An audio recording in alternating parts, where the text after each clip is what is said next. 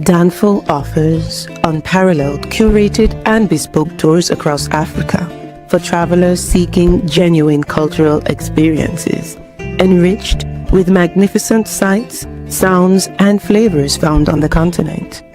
Each trip is reliably curated to ensure visitors are gifted with an immersive and authentic adventure.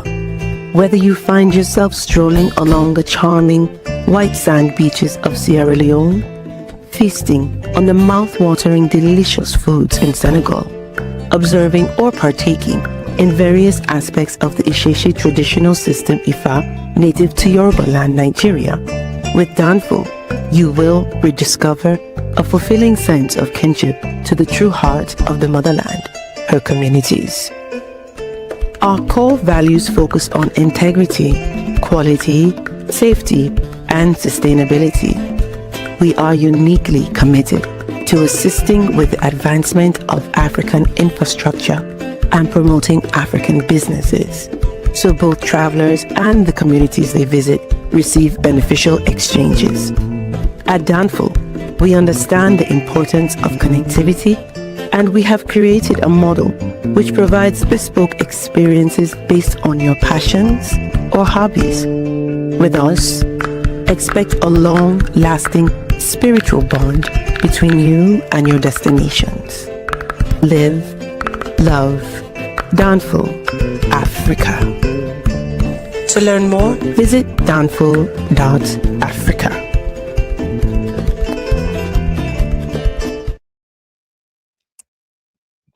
Let me get this together. Hold on. Let me get my mic together. There we go. There we go. Let me make sure the audio is right. There we go. Peace, family. We are live again. Dynasty Mirror Search for Uhuru.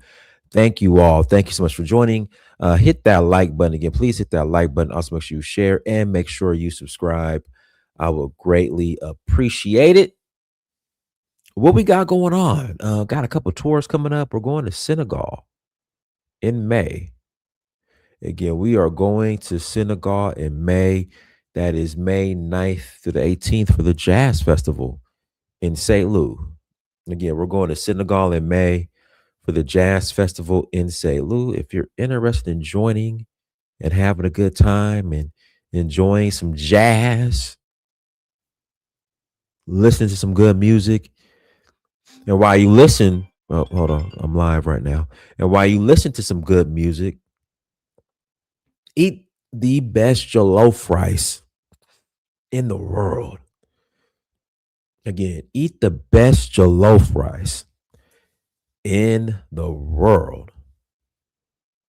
Visit Danfo.Africa. Go to Danfo.Africa. I will also, when you subscribe to the mailing list, I'm also going to call you as well. So visit Danfo.Africa to learn more. We will love to host you all in Africa. Hold on one second.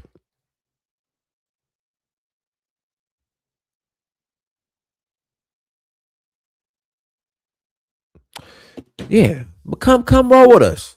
Visit Danfo.Africa. Who's in the chat? Who's in the chat? Shared your website to my friends. I appreciate you. Thank you so much, sweetheart. Thank you so much, sweetheart. Thank you for sharing. All right, you know what? Hold on. I don't know if you're a man or a woman. I don't know. Thank you so much. Regardless, thank you so much. R rules -VHC. I'm a woman. Okay. Thank you so much, Sugar Dumplings. Sweetheart. Thank you so much for sharing the website. You know. Oh, what am I doing? Pressing the wrong buttons. Come on, Dennis. Get it back. There we go. So again, please visit Danfo.Africa to learn more. We are also going to Nigeria in August for Oshun, Zanzibar in September for Safari Blue.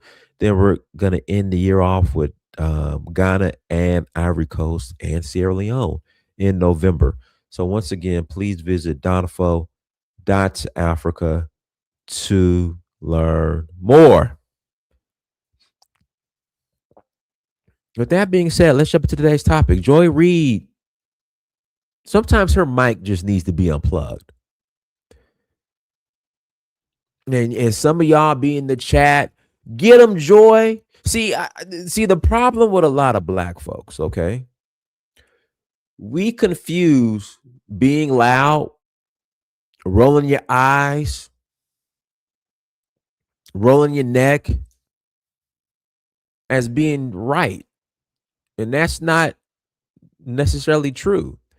And I could be wrong all I want to, but as long as I hate Trump, I say I hate Trump and give a bunch of misinformation after that, nobody would challenge it for some odd reason.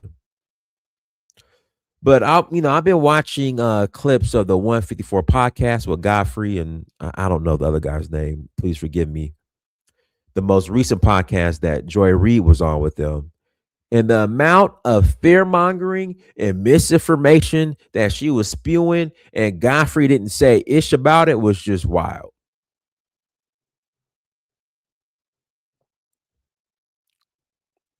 And how much she wants America to fail, but has never been to her mother country of Congo is just wild.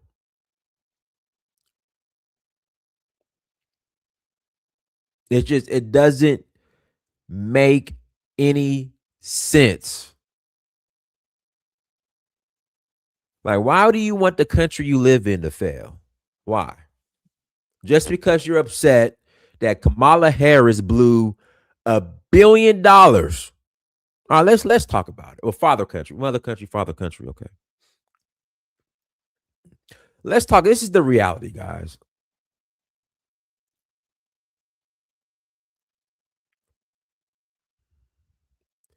Kamala Harris blew $1 billion in her campaign and lost every single swing state. You got to go out of your way to do that. You got to want to lose to do that. I don't care how you feel about Trump. I don't care what you think about his current administration. I don't care how you feel about the war and how you're upset that she lost.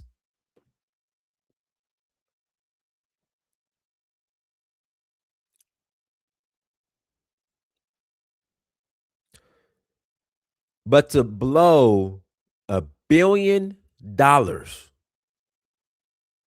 and lose every single swing state, you're not serious.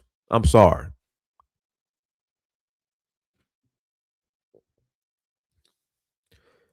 How do you do that? Someone explain to me how does that happen?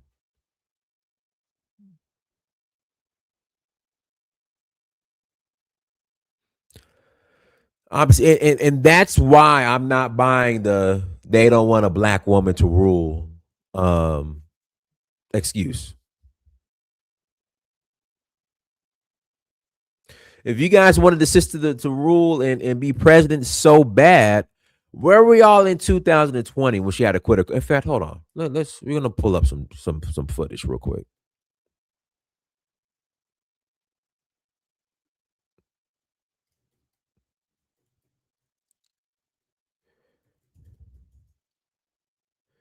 Let's pull up some old footage. Here we go. Here we go, guys. We're gonna pull up. We're gonna dig into the archives real quick. Okay.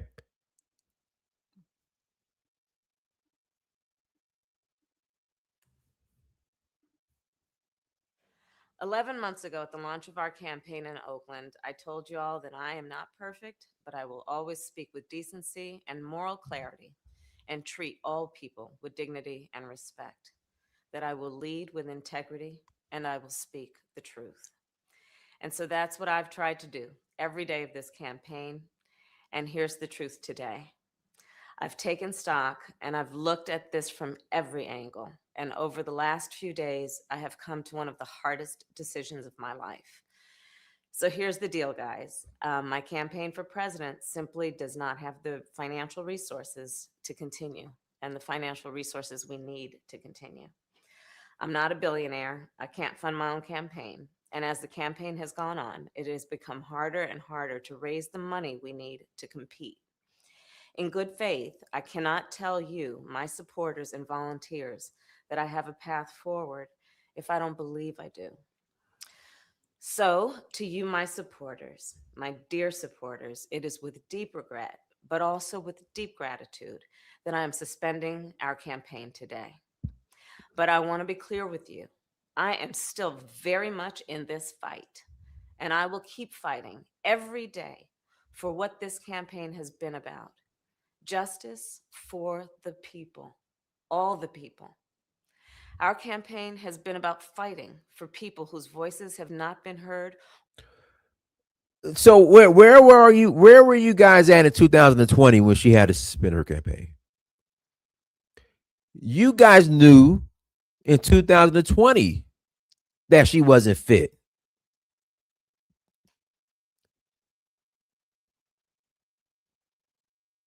You guys knew it in 2020.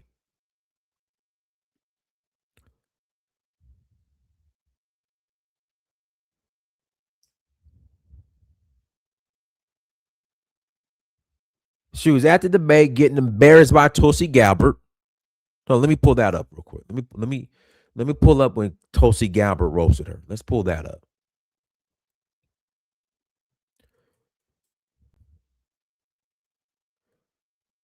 Where was the money in 2020?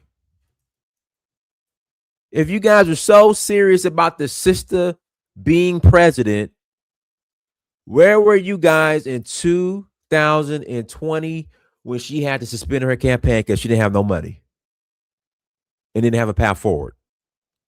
Where were you? Here we go. Tulsi Gabbard.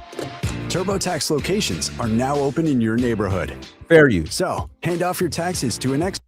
I want to bring the conversation back to the broken criminal justice system that is disproportionately negatively impacting Black and brown people all across this country today. Now, Senator Harris says she's proud of her record as a prosecutor and that she'll be a prosecutor president, but I'm deeply concerned about this record. There are too many examples to cite, but she put over 1,500 people in jail for marijuana violations and then laughed about it when she was asked if she ever smoked marijuana. She blocked evidence.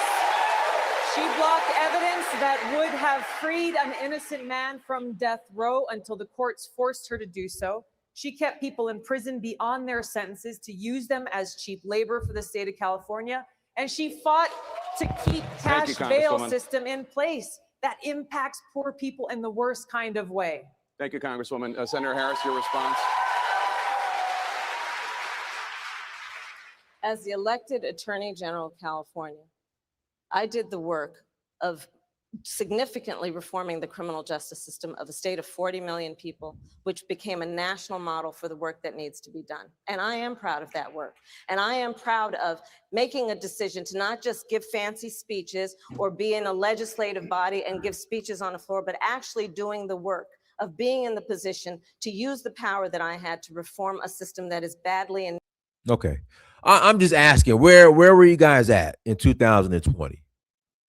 In 2020, when she had to suspend her campaign, where was team they don't want a Black woman to be president at? Y'all were nowhere to be found. She ran out of, you listened to her, she ran out of money, didn't have a path forward. Team they don't want a Black woman to be president was nowhere to be found.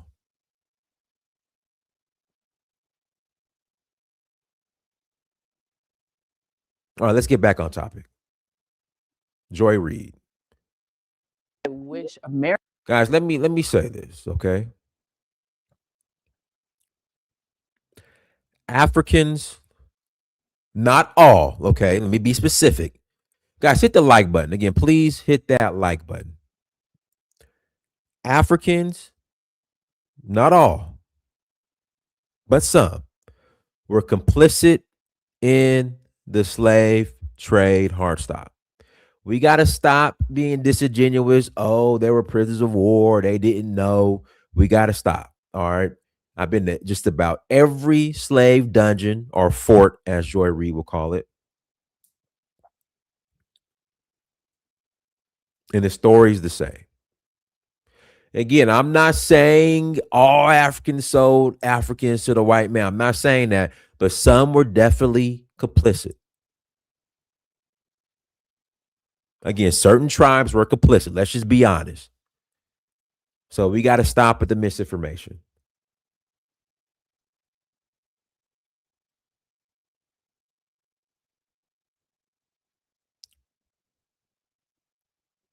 We got to stop at the misinformation. Guys, hit the like button. Africans were selling, and some Africans were complicit in the slave trade to the point, I bring this up all the time, the Crescent Massacre. Go look that up.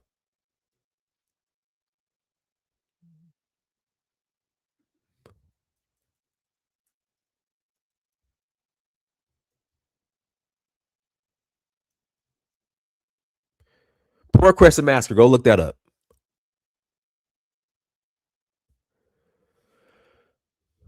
What was the Port Crescent Massacre?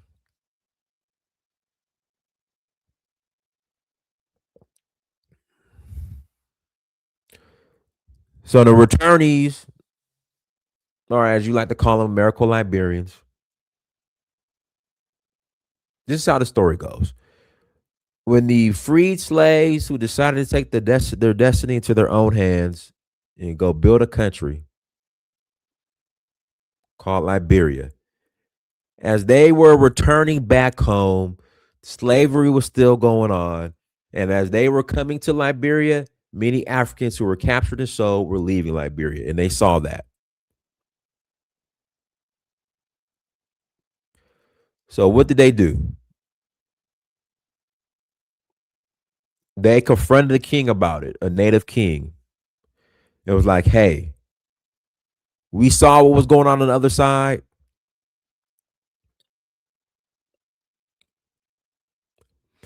We don't support this slavery. You need to stop it. You want to know what the king did? He killed him.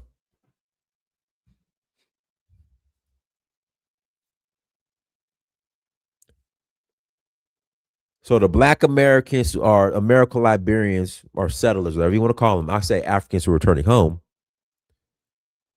They confronted this king about what he was doing and said he needed to stop. The king said, no, the prophets were too good, and he killed them.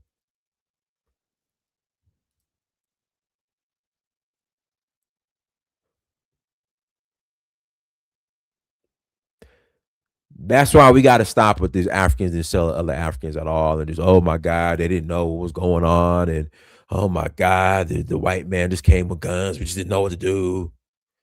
We got to stop. Some were complicit, but let's listen to Joy Reid. Oh, Lord Jesus, Joy Reid. American Blacks could get the chance to learn what colonialism did to Africa. Because it's not like African people didn't suffer. And I think there's a sense that African people sold us away and forgot about us. But they forget those people were destroyed. You know, as Michael Harriot said when we had him on for our Black History special, if Black people were selling other Black people, why did you need a fort? If this was a transaction that was... I mean, come on, y'all. Where did he get these people from? If Black people were selling Black people, why do they need a fort? Are you serious?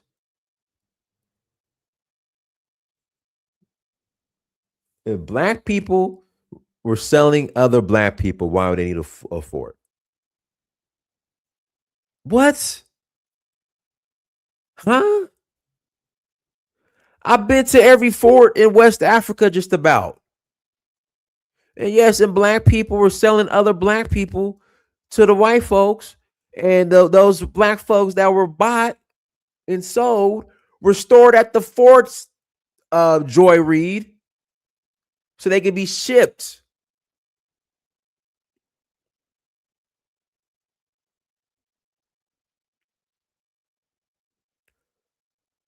You can't make this up.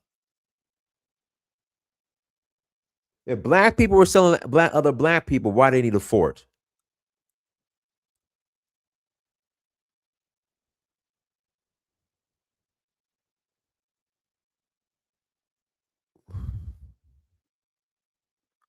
So basically, these forts were used to, for the most part, prep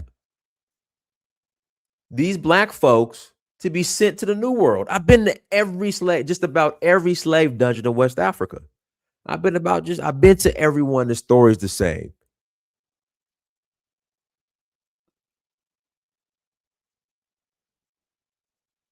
Links in the chat room. I just, and then they wonder why she's off of MSNBC. I mean, come on. Go ahead, Brandon.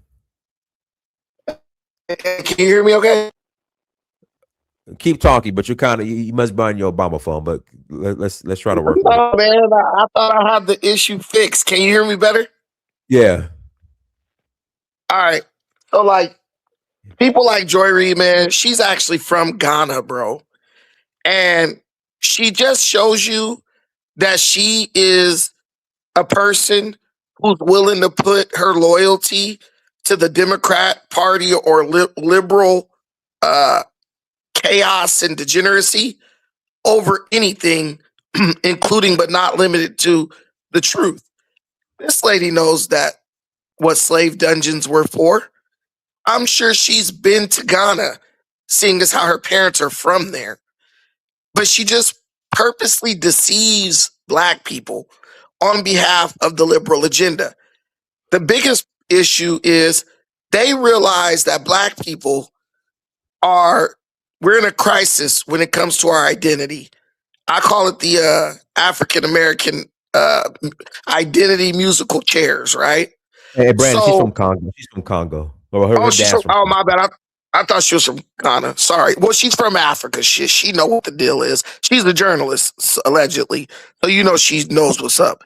But the thing is, they know that there are people in our community that are itching to rewrite history.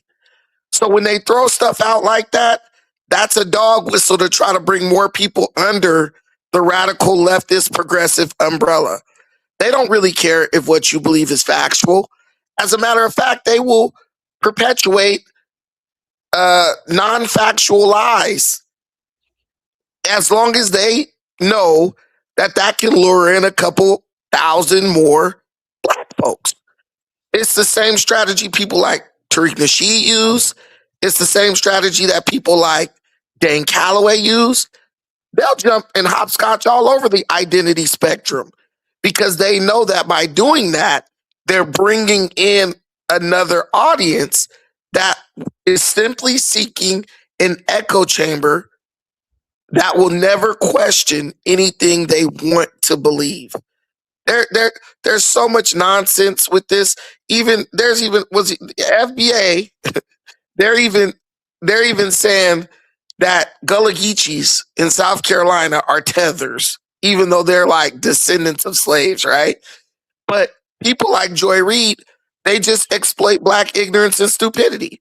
And it's so funny because as much as people call her a tether or whatever, is she a tether? Are these people tethers because they're hurting you? Like in some way they're trying to take something from you? Or are they tethers just because you're too lazy mentally to actually stand up against the lies that they tell? These continental, these people are directly descended from the continent. They're not doing anything that the white man's not doing to you. They're just getting their piece. They're learning to exploit the African American's ignorance like every other group in America. So will we just attack them and bash them, or will we do will we do some soul searching and figure out why we're so damn ignorant and gullible? Because there are Black Americans that are going to cling to what she said. Watch. They're going to cling to what she said, and they're going to reference her as an authority, and they're going to reference her lie if they have the opportunity to weaponize it against some other person. All right, go ahead, Skywalker. Unmute yourself. Yeah, what's up, Diners? What's up to the panel? Yeah, she's this is just another example of liberal ignorance. And like Brandon said, I actually agree with him. Some fool is gonna see that video and it's gonna confirm the bias that they got, and they're gonna run and go with it, and first thing they're gonna bring up is that you know, Africans don't like us or something like that, you know, yada yada yada, you know, that crap. You know what I mean? But I mean, but let me say this though, like I don't romanticize Pan-Africanism at all, right? I mean, the reality of it is that many of the people who actually still who are in power, in many respects, a lot of them billionaires or whatever right now, their families were complicit in the slave trade. I mean, it's just the reality of it, right? Matter of fact, Dinas, I think I told you a long time ago, I mentioned Louis Arthur Gates, who was the Chief Justice of Liberia, and he wrote. I read his opinions. Had the opportunity to read his opinions when he was the Attorney General. And in that book, like in the opening, he explains a lot about why Liberia was created and yada yada yada. But he also talked about how the African Americans got into conflict with the tribes who were on the coast when they first got there because they were still selling slaves. And so actually African Americans fought some battles with them and actually conquered a few of them and stopped them from doing it.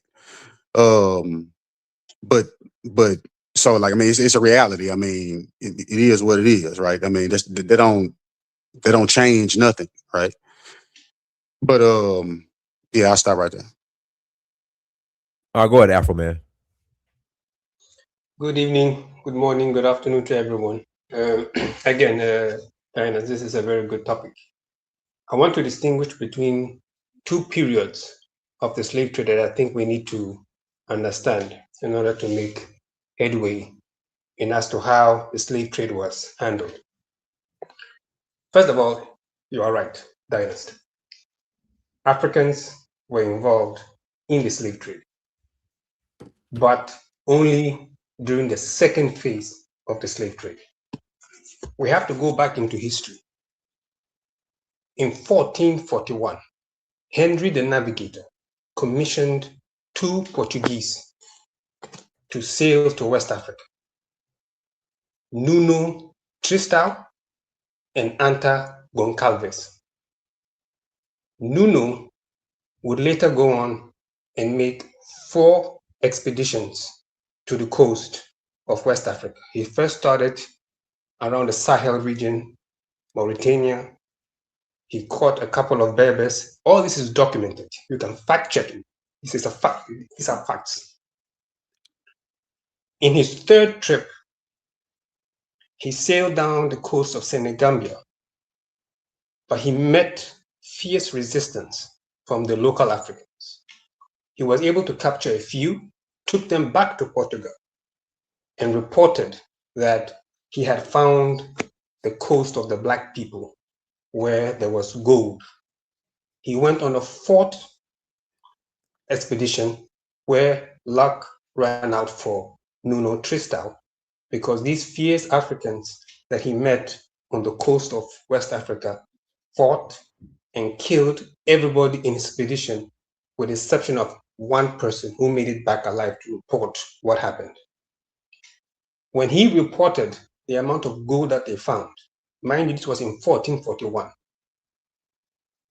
the Catholic Church then got involved and offered and issued a papal bull in 1451, allowing Portugal and representatives of Portugal to go to Africa and colonize and enslave the Africans. Again, this is all facts. One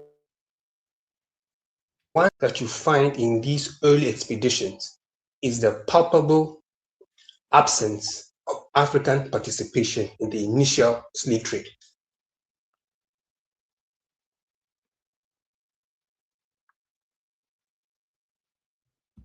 Bro, we lost you. In reading Africa. Afro Man, you keep going in and out. I mean, I heard him. Can you hear me? He sounded all right. Okay, go ahead. We hear you now. Go ahead. All right. Okay, maybe you just pausing. Okay, go ahead. Okay, all right. So in these initial slave raiding expeditions, Africans were. Yeah, it keeps going out. That Africans were brought to join, where they when the Europeans were unable to go into the hinterlands, into the interiors of Africa. Then you had also a situation where the Portuguese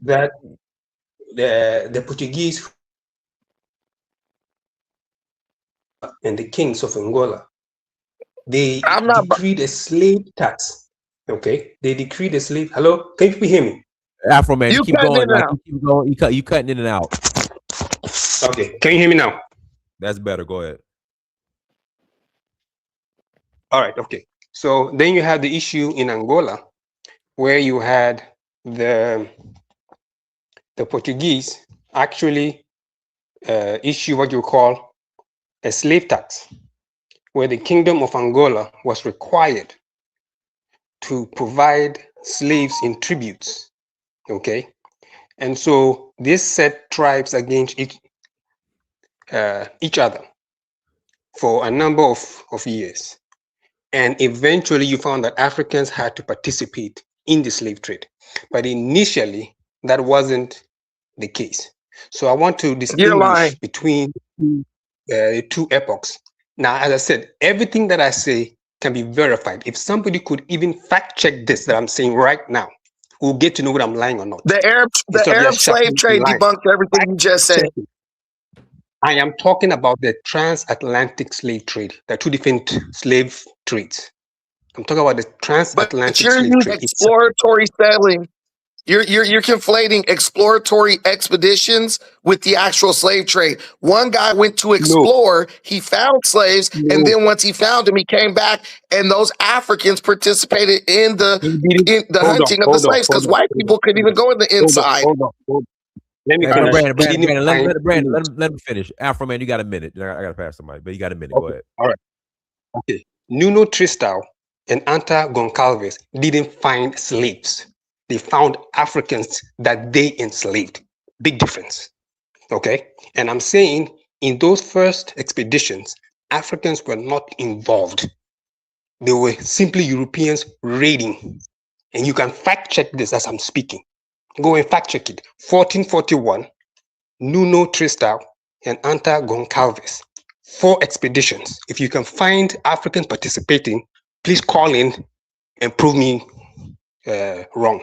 Mansa Musa had 1,000 slaves, bro. Africans didn't just stop trading slaves once the Arabs kind of took over a certain part and stopped bothering them. They continued selling and trading slaves amongst each other, bro. That's when the expeditions came. They found a place where people were friendly to buying and selling slaves. That's what they actually found. In fact, you have Tipu Tip when you're talking to the Arabic slave trade. You have Tipu Tip, who was an African, who was the largest slave trader on the Swahili coast. Yeah, but that's the Sahel region. I'm talking about the coast of West Africa. Bro, that's like saying somebody was doing it in LA, but the person in Seattle didn't know. Come on, bro. That's ridiculous. You have Seriki Abbas. You have Francisco de Souza. I mean, come on, man. Yeah, you was trying to do some feather talk right there, bro. I got to call you out. No. I said provide the facts. Facts of what, Afro man? What facts? Okay. Did anybody sell slaves to Nuno Tristão and Anta Goncalves? That will provide the facts. Say the what? I don't understand you.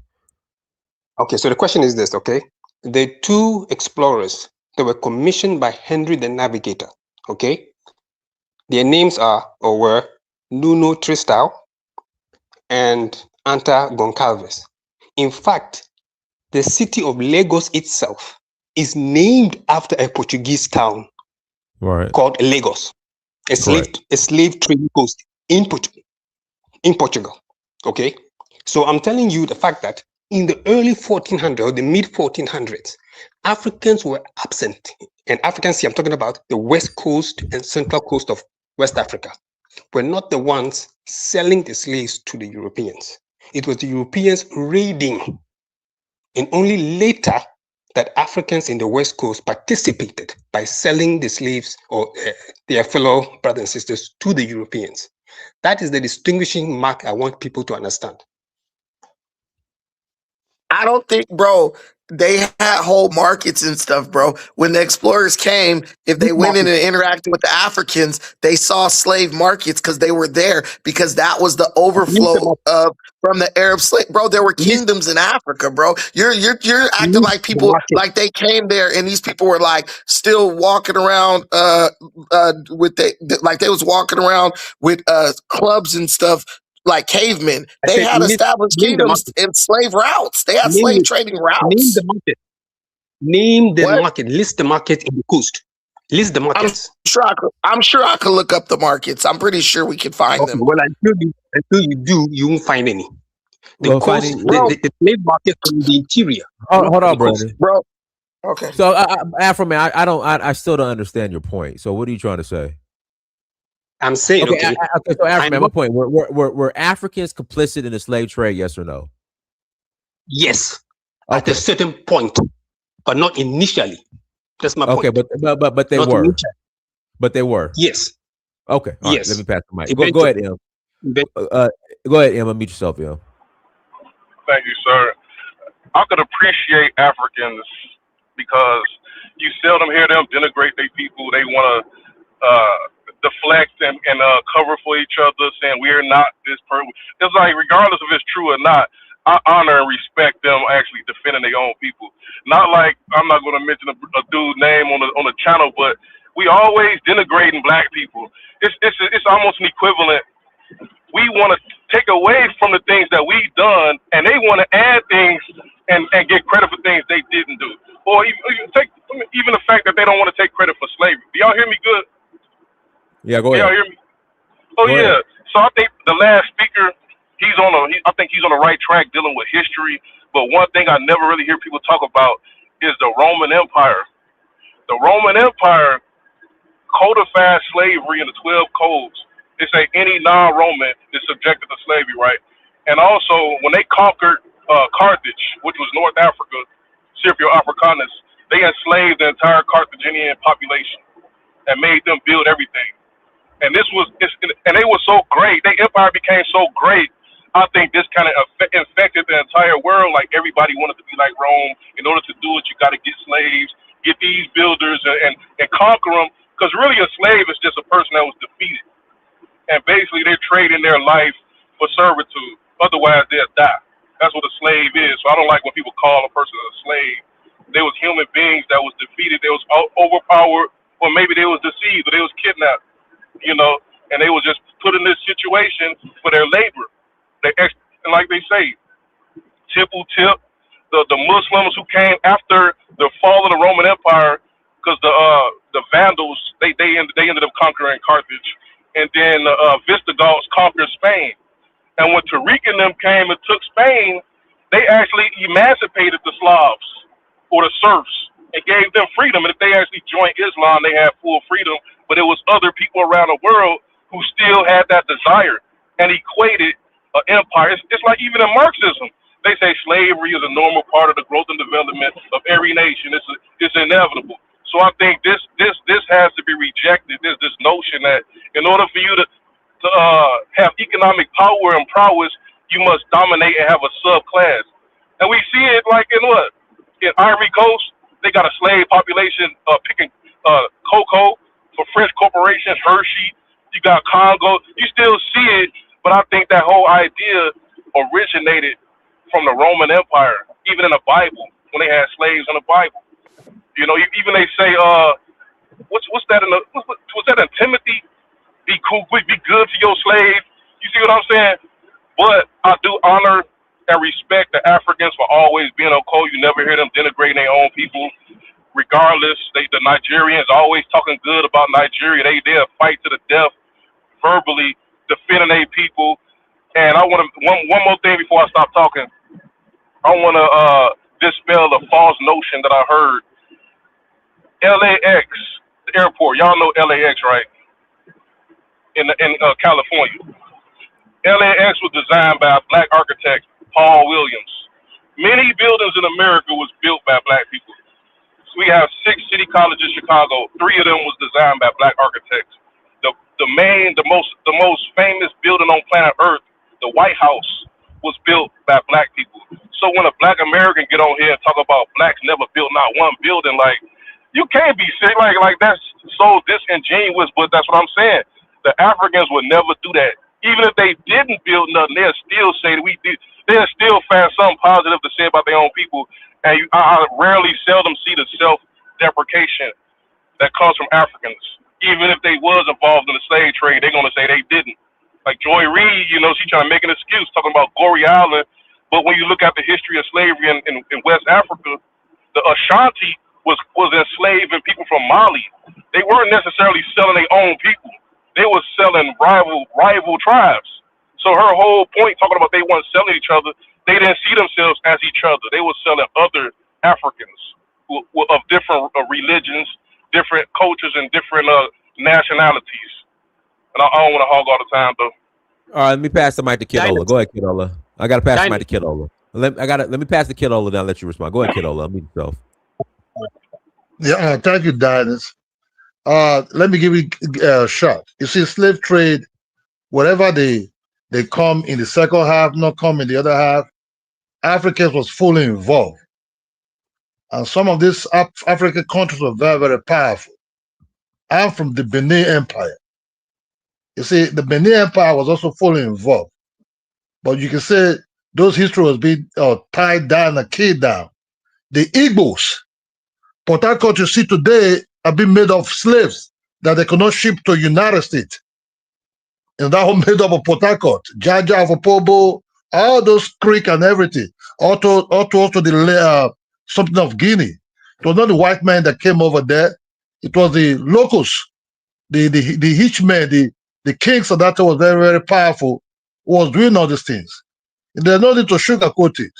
Lagos State today is a city of made of even the king of that place was even dealing with slaves. Manda Tinubu came out of that source. You know, it was one time wife of one of the king of Lagos, Akitola. You know, so we don't need to keep, they were not involved with this other. Man, Africans were having military men who know how to fight war formations. You know, today when you see what the tactics the Russians are using today, Africans know how to use it. You know, the brother for Ghana, I think, just tried to lie or cover up. Ashanti was their business with the white people for 400 years was slaves, nothing else. Slaves, you know, selling other the so-called ones that form what's called Ghanaian today. You know, Ashanti kingdom was made their business purely slaves. You know, they were dealing on slaves big time. You know, just like other big empires that were doing the same thing, not the empires, maybe big tribe or big kingdoms. How did Ashanti get the gunpowder? That they were using guns already to attack the other ones. You know, they were already getting the slaves. That's how they get these guns. You know, they were using these guns to attack other ones. If you don't bring 1,000 slaves to there, you're gone. You know, just like the other ones and the Dahomey that fall into line later started doing the same business and everything. Africa was fully involved. To the interior, to the coastal people were the ones first that collaborate with the white people. You know, then they start making friends with the inner ones. If you come to Nigeria, then we start, okay, why these people are like this? You say, okay, this is slave. Even to my own village, there are people that we can say, they say they're slaves. But yeah, but the real family people are not married from there anyway. But okay, this people, why they call it social name? But due to that, everything was being killed and died and abolished. Everything just become like that. Go to Igbo land, they will lie. There's what called Osu caste. The Osu caste system was never really anything that runaway slaves who run to the gods. Because those people there, they were very scared of their own gods. Up to today, nobody want to marry them. They call themselves freeborn. But those people are the ones that you see in Lagos. Because in that area, wherever they occupy, from Imo to Anambra to Enugu, these Osu people, they cannot be mayor, they cannot be governors, they cannot be anything. Even they cannot even marry among the other ones who say, oh no, we are freeborn. Sometimes other tribes will come and marry them because we don't really used to the system, and will not. Those are things that doesn't really concern us. Some of them you see in Lagos up to today that are billionaires, trade everything. Sometimes you think, why the Igbos don't want to go back to the East? Sometimes they are these people. Today you start thinking, whoa, this is very, very deep. No sugarcoat anything. It is what it is. Africans were 100%. I'm not saying honorary Africans. So the kings and all these and they are left heavy military generals were fully involved.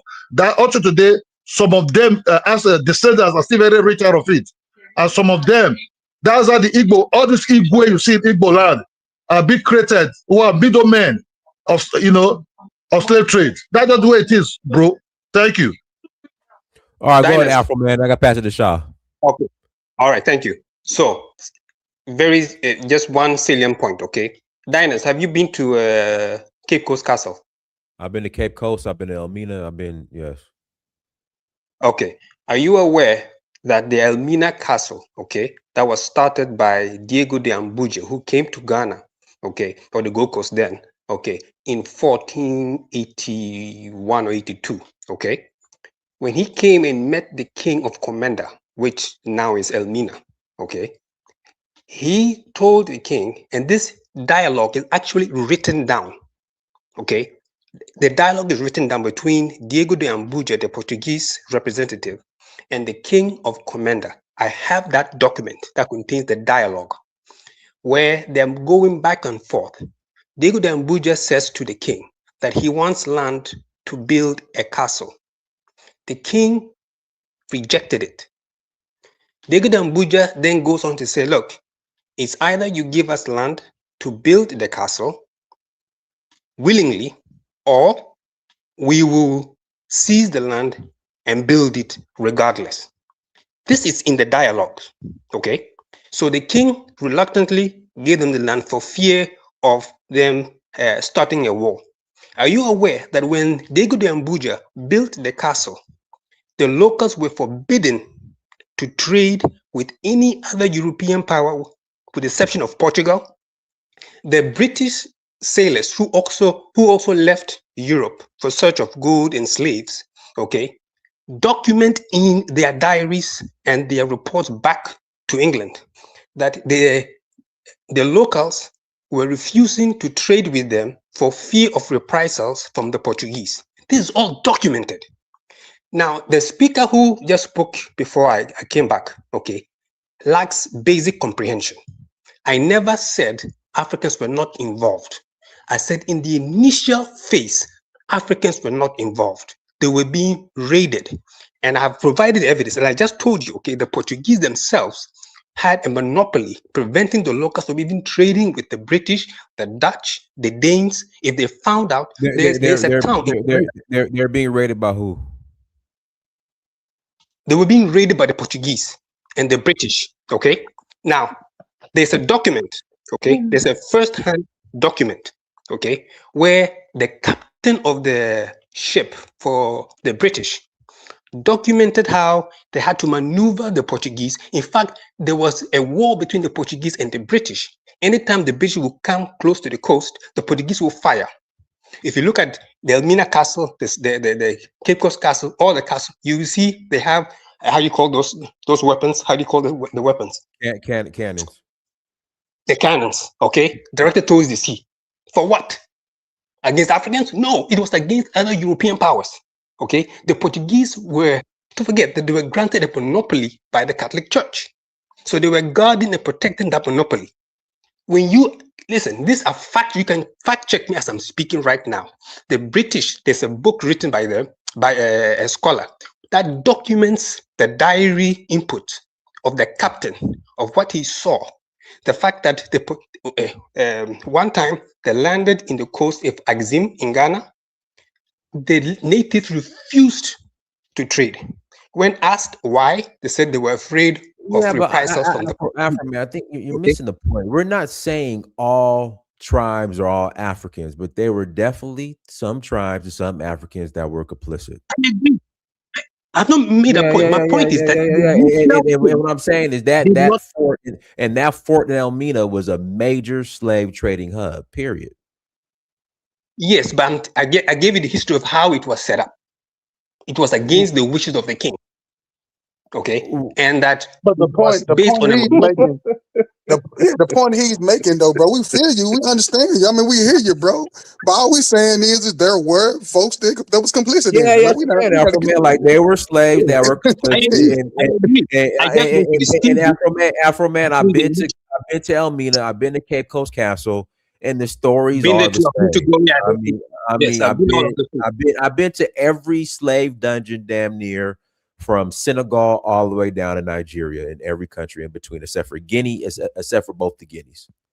I haven't been to Guinea I agree. Conakry or Guinea Bissau. All I want to do is It's to say hard to that say Africans were complicit in selling Africans to Europeans, I and agree. But let us distinguish. these forts were used like Amazon distribution centers. They were slaves were stored there, and they were shipped out. I mean, it's what it is.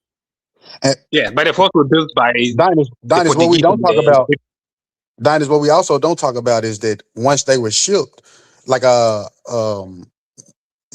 was like a manufacturing process. It's almost as if they came and got the raw product from Africa, put it through a manufacturing product. Put it through a manufacturing process, which turned the human being into a kind of product, which is the slave, and then shipped them out to like the northern part of the Americas, right? Yeah. And this Right. manufacturing Dr. process. Walker, let me. We got other people waiting, so let me pass it to Shaw. Go ahead, Shaw. Unmute yourself, Shaw. Okay. So I was thank you guys for having this space. Dinus Amir, and greetings to everyone. I was on Kimmy AI and asking these questions. So started with the question about when, like the brother was talking about early sort of early 1400s. It was talking about the Portuguese going into these areas, taking these 12 slaves to Portugal, Lagos, Portugal. And then as Spain and Portugal consolidated, they were taking Africans. These were primarily Europeans. So really, basically, from that early period in the 1400s to about 1441 to 1460, it appears that that's when African involvement was happening, where they didn't want to go into the interior, have these raiding parties and go in. They found it easier to deal with a centralized government. However, even with that being said, there were other African groups. The reason that they went to dealing with monarchs is because they had small groups had military. They had their small military, things that they were doing that they couldn't mess with them. They had these poison spears or darts or whatever they had, and it could penetrate their armor. And what else? They didn't have the gun at that time, or they didn't have the Gatling gun at that time. So they chose to go with the Kings, and they got involved pretty early on. But even with that being said, and I didn't know this, is that the groups still continued to resist. The Jola resisted, the Baga resisted, the Mosi resisted in Burkina Faso. And of course, we know even in the Congo, because we like to think of the Congo as just giving it up, right? King Alfonso, but no, there was resistance through what we know of as Queen Nzinga in Dongo. But there were other places that we don't even know that were resisting, small groups that were resisting, and even larger groups. So it was some kings that were involved in it, and it was a major portal of Africans going out. But what also helped, and I'll land with this, is that the Muslims, the African Muslims, that slave trade that was happening through the Sahara and the east coast of Africa, they became very active in bringing Africans from the interior of West Africa down. And we're not just talking about the Caliphate, Sokoto Caliphate, or whatever that's called, right? We're talking about in places like Burkina Faso and in Mali and other places that the Muslims who were dealing in slavery anyway, with the slave trade that lasted 1,000 years, they got involved with this and was the ones who were bringing Africans from the interiors into and messing with the middleman who would meet them at these slave places near the border of Ghana and Burkina Faso. They have a major slave port right there, And in fact, this brother we met talks about a story where his grandmother, his great grandmother, I think his great grandmother, or anyway, one of the mothers and great or whatever, they tried to capture her, and she was, beating some stuff with her pestle and mortar. It was two Europeans, and she killed both of them with the mortar or the pestle. She killed, and it was a big thing in his area. He's Garunsi. They call them Fra people in Bogatanga. So those kinds of things happen, and we're complicit, but the Muslims were part of that. And then you had people fighting. So it's a big mess, man. It wasn't just, they were just selling folks through. Must have sold a lot of people through those kings, though. But it was a lot of stuff going on. We were fighting. It was shit going on. All right, let me pass the mic to Invisible Man. Go ahead, Invisible Man. Hey, excellent conversation. I agreed with everything you said in your intro, everything. In 1447, Alvaro Fernandez anchored in an estuary of Roquel. He called it Sierra Loya. That was 1447. Now, I can't dispute what the guy says about the two time periods, but that was a port in what is now Sierra Leone in 1447. So that's only 6 years after what he stated in 1441. The Portuguese did have control over the west coast of Africa, but they were controlled by the rulers of Africa and what is now Sierra Leone. Now, I have this book written by Joy Reid. He was a 30-year professor at the university in Sierra Leone and just retired in February of 25. I get into conversations with people who just don't want to believe the truth and start spewing stuff about primary sources and secondary sources, but can't believe that a professor, a 30-year professor in Sierra Leone that has done all of his research and put it in a book, they will not take that as primary resources when he says that the Europeans, the ruler was the trader's landlord, and the trader, which are the Portuguese, became the ruler's stranger. The landlord was responsible for his stranger's security. Now, the Portuguese were forbidden to go to the interior, right?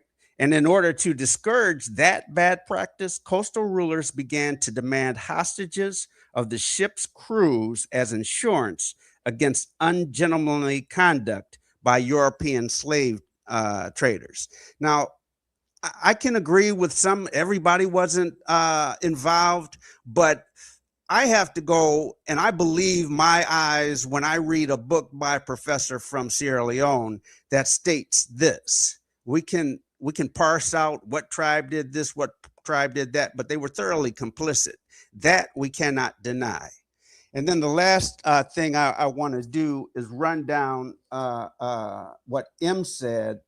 And I want to piggyback off of what N said with respect to what Black people in America contributed. You guys know what the real McCoy is, right? So the real McCoy is this guy who created an oil. He's Elijah McCoy. And people wanted the grease and the same thing because there were other people that were copying him. And so the term real McCoy came about. And you can look up Elijah McCoy, a Black inventor. The reason I pay attention, all these guys are from Detroit, and you know me, I'm from Detroit. So that's one of the reasons I point to some of these individuals. But he's also buried in the cemetery that my grandfather was part of establishing the first Black cemetery in Michigan. And that's where he's buried. Now, M talked about the architect of the LA airport. Well, also Howard Sims, who was born in the 1920s, he helped design the parts of the Atlanta airport, the additions to it. Then we have Cornelius Henderson, who in 1911 graduated from the University of Michigan, couldn't get a job in the States, went over to Canada and was one of the major designers of the Ambassador Bridge that connects the United States, Michigan, Detroit to Windsor, Canada. That's a mile long. And then finally, I'm going to end with this person, Ralph Bunche. Ralph Bunche is another guy. He was an architect of the UN Charter. He was one of the major contributors of the UN Charter. So when Africans come over here and they dispute what we've done, what we have provided to this country, and when we say the building blocks, we don't mean they built the Empire State Building. We are saying they put into place building blocks that assisted in that. So along with the LA airport, you have one of the major bridge structures ever to be built, the Ambassador Bridge. You've got people that helped with the Atlanta airport, and then Elijah McCoy, the real McCoy, well, I will refer to as Black Americans being the real McCoy of Black people in the world. And I will end it there. All right, let me read the super chat. Shout out to African Goddess. Thank you for the 10,000 naira. Gonna give me some suya. I appreciate you when I get to Nigeria in August, maybe May, but for sure August. Bukunda Bay, go ahead. Yeah, peace everybody on the panel. Dinus, thank you for having me. I just wanted to ask you for a big favor. All right. Go ahead. I have a video, okay, from Ayo Committee.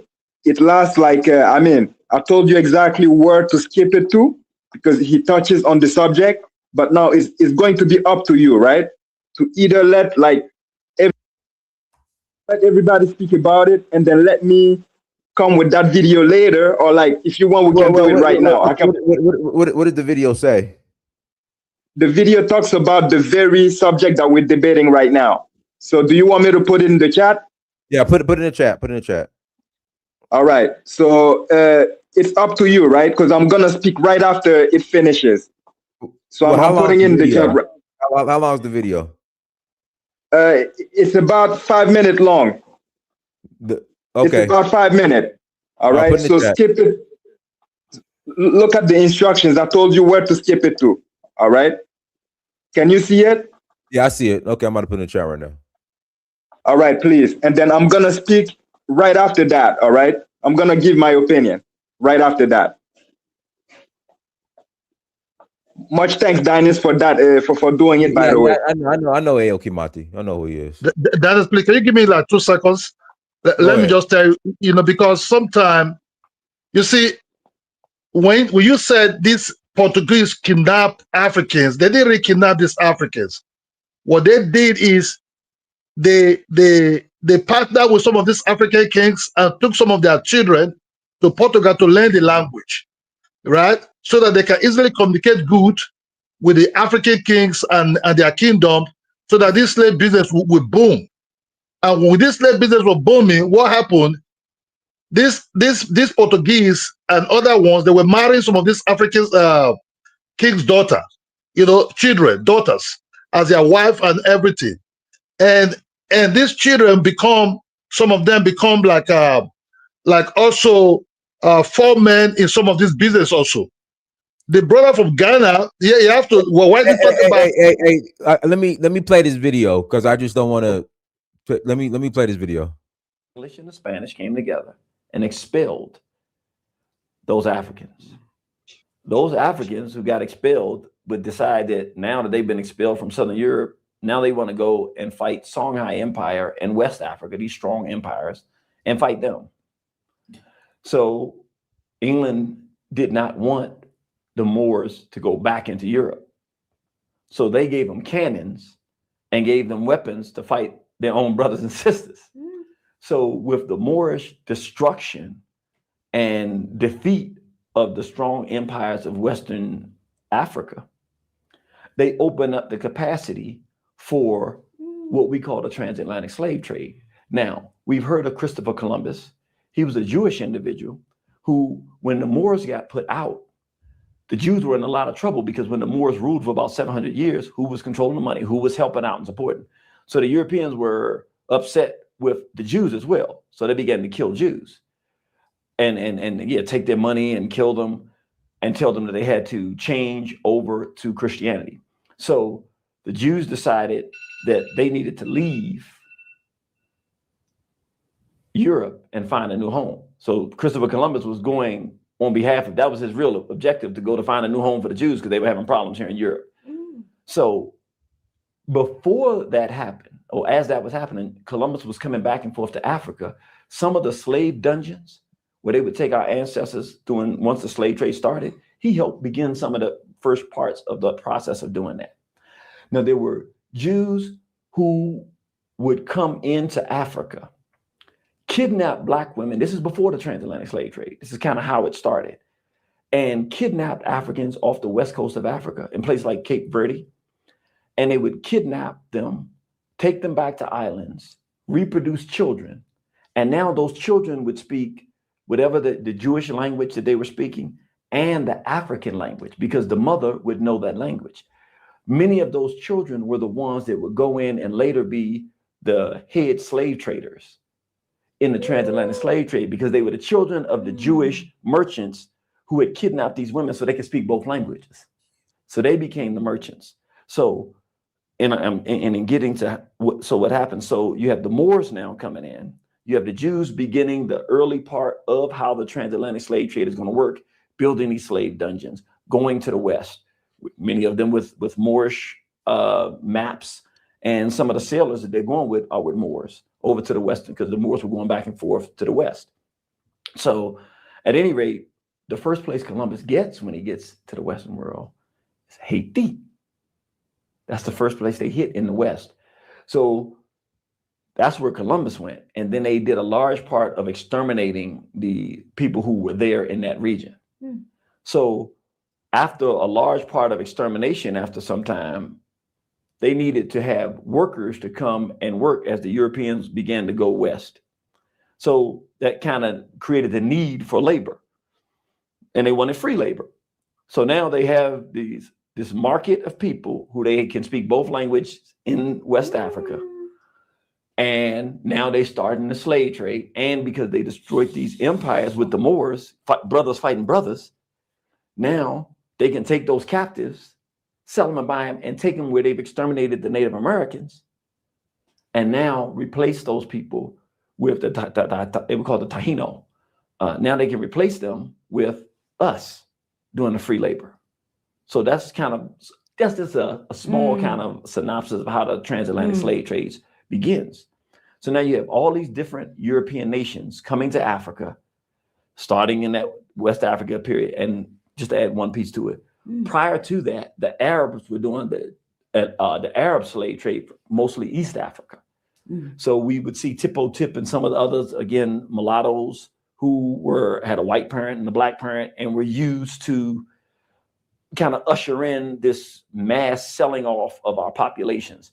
So that was leveraged because some of the brokers in these slave trades, from the Arab slave trade to the transatlantic slave trade, were Jewish. So we just talked about their role in it. They played a role as merchants in both of those slave trades. That's one of the things that is part of the culture of Jewishness is slavery. From the time, you can just go back as far as you go back in history, it's something that they've been involved in, based in being merchants.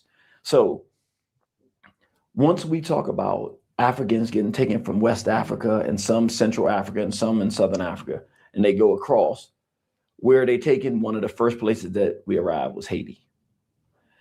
And because it became so wealthy, because of the sugar trade there, that became the island that every European nation was fighting over. France, Spain, England, they were all fighting over this particular area because it was making so much money because sugar became so popular. Well, for the Europeans, the sugar trade was great because it was great economically. But for African people, it was devastating because we were the ones that had to do the free labor, and the free labor meant snatching Africans out of Africa, taking you from your families, separating, because part of the problem they have, we're not a people that just allow you to abuse us, but that's not how we're made. We're going to fight back. But it makes it more, they realize it make it more difficult when they can't talk to each other and they speak different languages. So part of the process of the transatlantic slave trade was to kidnap a village, and then you got different slave ports, separate the different groups and put them in groups that you know don't speak the same language.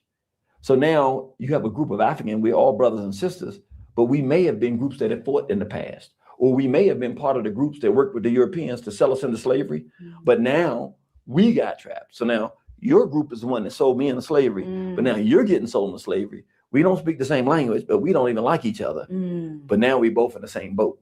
And so they would intentionally create those kind of situations so that it would make it more difficult for us to communicate and to rebel. Looking for tax help? Now there are All right, go ahead, Burkina Bay. Okay, so yeah, there's a lot of the things that he said that we subscribe to. All right. Now, what I wanted to add to what he said, okay, is that slightly prior to the transatlantic slave trade, there was this era where they had like human zoos. Like a zoo is like a place that you have multiple like animals and stuff like that. They had the same in Europe, but made of African people that they kidnapped on the continent. All right. You guys just need to research it for a little, and you're going to find evidences like you're going to find the receipts about the zoos that they had in Europe, made of like our ancestors. All right. And they will like mock them, make fun of them, or like even ask them to commit all kind of like even sexual acts between themselves so that Europeans can enjoy. All right. Watch it. And like they was literally treated as animals. All right. So that was way, way before the transatlantic. So they will come to the continent, kidnap our ancestors and do those things. All right. Pardon me? So yeah, anyway, so my point is that's the point I wanted to make. Okay.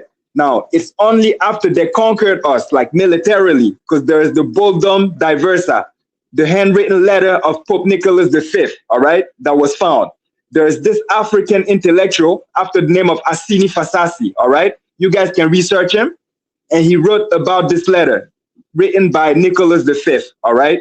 And it's a handwritten letter at a time that the Catholic Church controlled most of the European countries, right?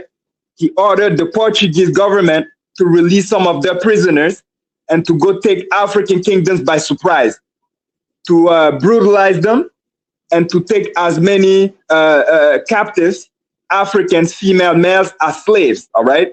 And those people, not just did they execute what the Pope told them to do, all right? But they even brought written reports of like how well they did the job, all right? This is for one, all right? Now, not just did this Pope do what I'm telling you that he did, all right? But there's two more popes in their time who did exactly what Nicholas V did, okay? Now, you have Pope Leon VI and you have Pope Leon IX. If I'm not mistaken. I'm trying to figure where are we going with this? Okay, what I'm trying to say is that it is simplistic, all right, to just sit here and be like, oh, Africans are the ones who sold themselves and put themselves in the troubles that they're in, all right? It's too simplistic, all right? Because you need to account for the letter that I just mentioned, okay, of Nicholas V, all right? Okay. Wait a minute. No. Burkina Bay, are you familiar with Seriki Abbas? No. Okay, so Seriki Abbas was present-day Nigeria. He was captured and sold into slavery, sent to Brazil. Okay.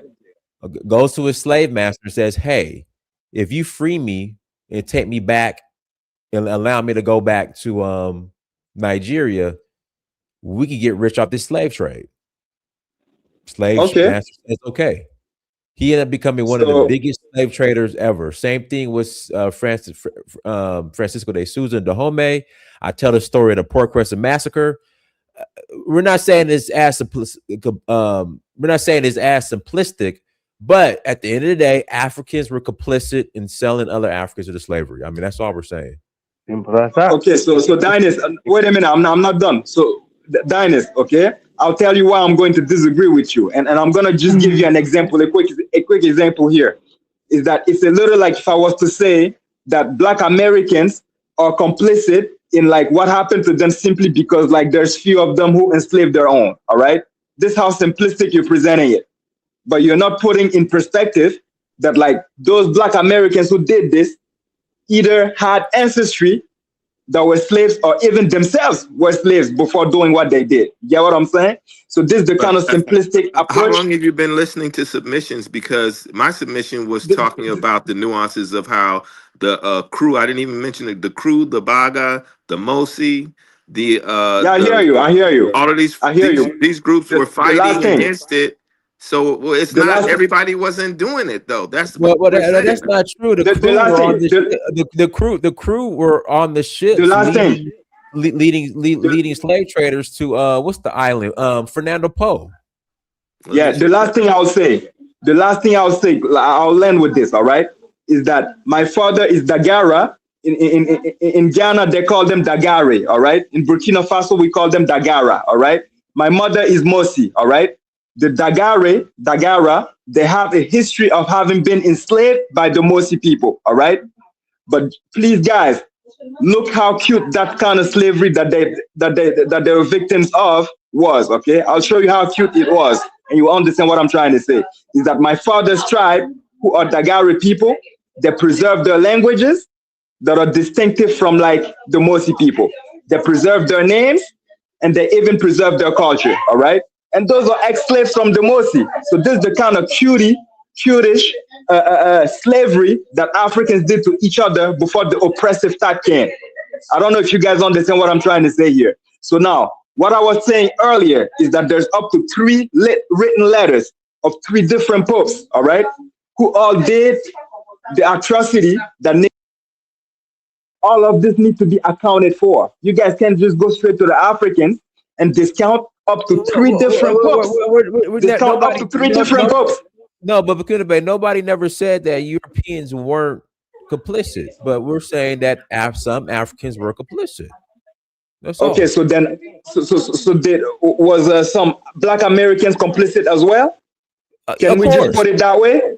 Yes, well, of course. Hell no. We're not going to play that game. No, you're going to have to explain. What do you mean that Black Americans were complicit? Can I talk? Can I speak? It was not your turn. Go ahead, Passport King. Well, all right, I'm gonna land with that for now. I mean, Burkina Faso, what we're saying is there were Africans who were complicit in the slave trade. I mean, it's what it is. Yeah, but I mean, since you're willing to accept that Black Americans also were complicit in it, but then I'm gonna leave it at that for now. No, we're not gonna play that game because that could be easily debunked. Okay, but Dynast agrees with that. So well, if he agrees with that, also debunk I mean, we had some of our sellouts on this side as well, but again, we're not. See, I just think when it gets to the slavery talk, a lot of people on the continent don't want to take accountability, which is just weird. Like it's okay, yeah, like all right. I mean, it's weird. Very weird. Is there any Black Americans? Hold on, Burkina Faso. You had the Benin Republic made an official apology to the diaspora for the role they played in the slave trade. A country. Yeah.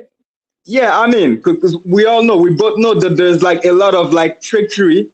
The history that we know about the transatlantic slave trade was written from the lens of like the oppressor. You get what I'm saying? Lord, come on. So most people learn it.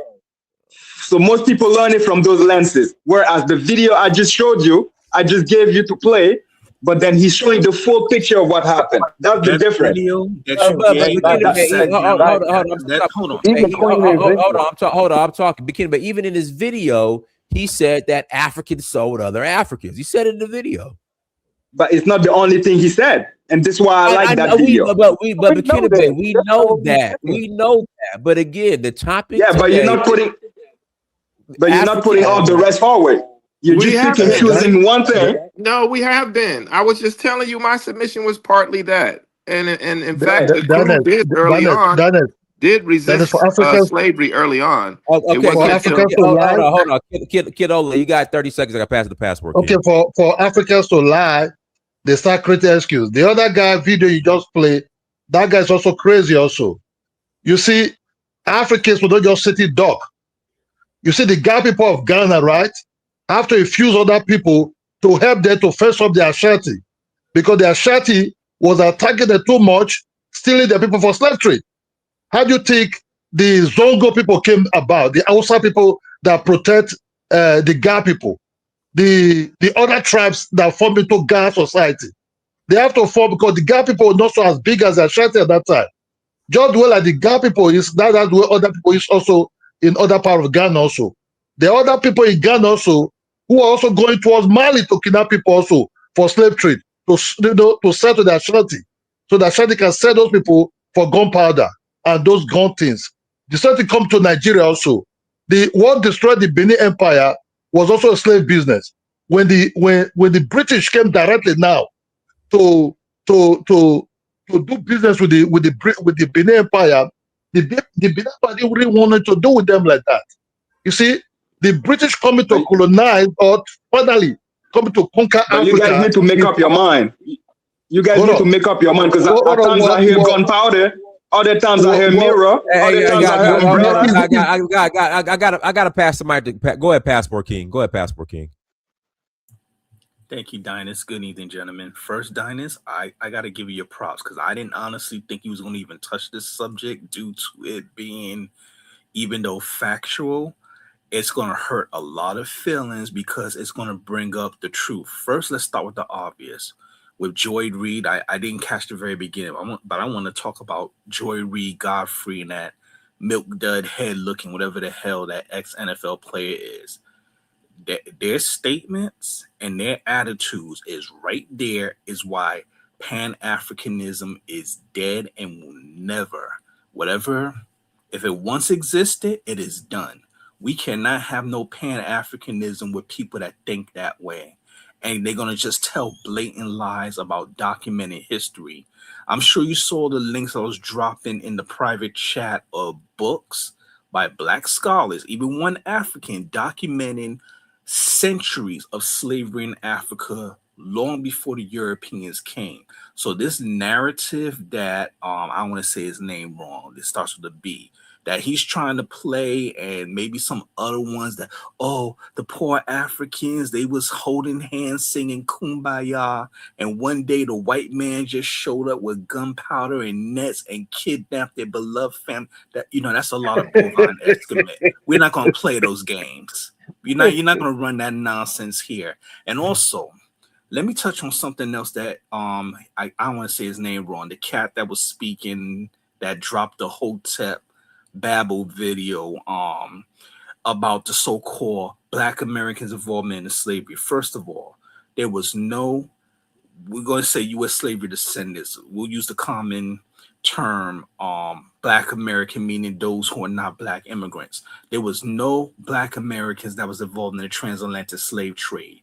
There was not a single documented case of, what do you want to call the ancestors of FBA, ADOS, DOS, Sulan, freedmen owning ships, bringing Africans from Africa to the New World. And that's not something you have to believe. That's documented. It's not a single case. And when people try to point to, oh, well, Black people own slaves in USA. Yes. You know what that was usually the case of? And Passport King, that's what I was pointing to, the latter. Go ahead. And when people talk about, oh, well, Black Americans own slaves in what would become the 13 colonies and later the USA. Yes, that's true. But you know what the nuance is that people overlook? It was people buying their family out of slavery. It wasn't Black plantation owners sitting around. They had a bunch of Black people working on. There was both, my brother. There was both. That's garbage. It was basically people buying them. Ask Dynas. Just ask Dynas. Dynas knows. I have to look that up, but go ahead, Passport King. It was people mainly buying themselves out of slavery. They managed to, they might have had skills. They might have found a way to siphon certain money You're not telling the truth, bro. You're not telling the Hold truth. on. You Also, lying there. freedmen was always freed in America. Everyone wasn't slaves. So let's say you had a freedman that maybe their relatives got kidnapped, because that is documented case. The book 12 Years a Slave, that's not unlike that trash novel, what's that crap? The Color Purple by that nutcase Alice Walker. 12 Years a Slave is actually based on a real life historic account of a free black man that was kidnapped and forced into slavery. So you have things like that. So what would happen if a free black man was forced into slavery and kidnapped? There's only a couple of options is going to end. Either he stays a slave the rest of his life and dies in captivity, 2, he escapes, or 3, people who love him, family come and they buy his freedom. So that's how, in many cases of black people owning slaves, they was getting family out of slavery. You lie, bro. The black slave owners were very brutal to their own slave. No, you can cut me You off. lie. This is You the lie point. there. No, we You lying. We You lying. lying. The black slave owners were very brutal. Go ahead, Pastor King.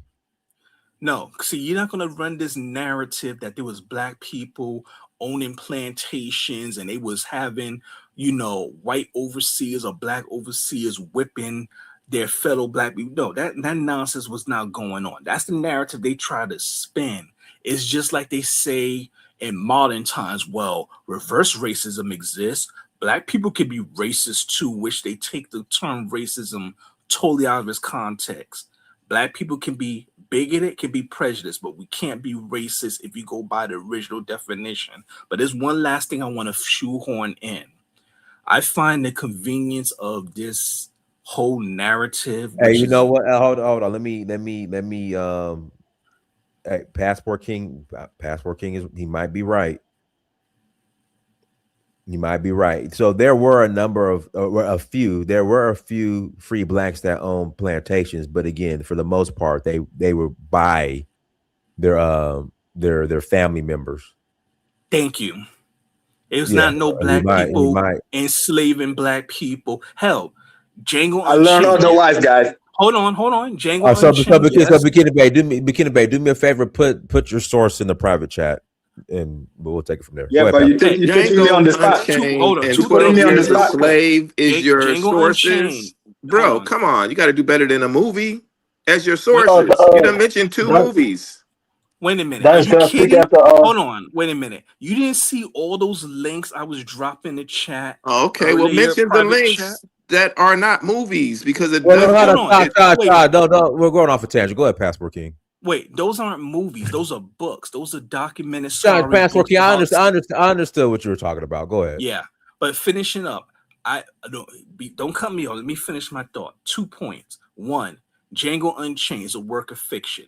It's not real events. However, even in that fictitious movie, the reason why Django became a bounty hunter was to earn money to buy his wife out of freedom. So yes, that's a fictitious account, but it's a fictitious account inspired on real events of what many enslaved, then my people, ancestors then called Negroes did for real. They will earn money and buy their relatives out of slavery. That's what was going on.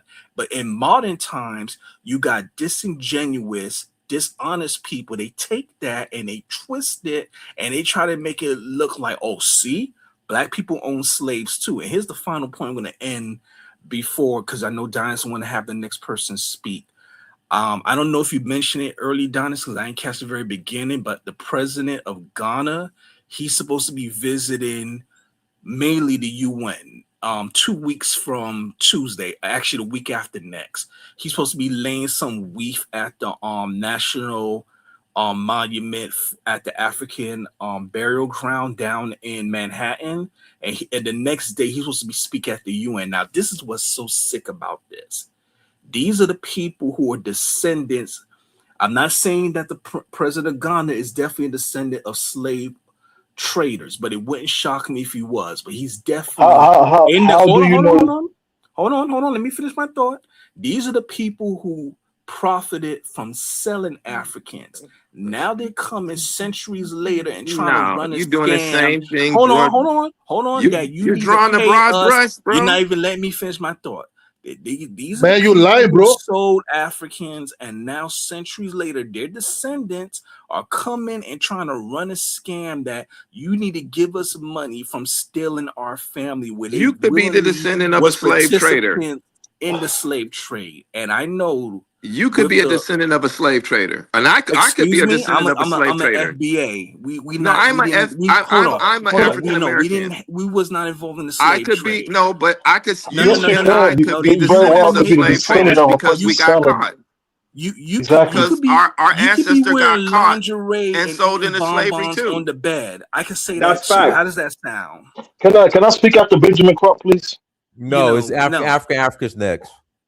Okay. So the fact that the president of Ghana, the descendants of the people that sold slaves, who was implicit, they're not innocent, actively involved in human slavery and trafficking. Now that they're trying to come centuries later to get a bag, you watch what we do. We're going to shut that down, and we're going to have them never utter that they're somehow owed reparations again when they're the criminals involved in human trafficking that But you have to destroyed prove that and he left was. trauma But don't you have across to prove that centuries. Muhammad was directly, his ancestors were directly involved?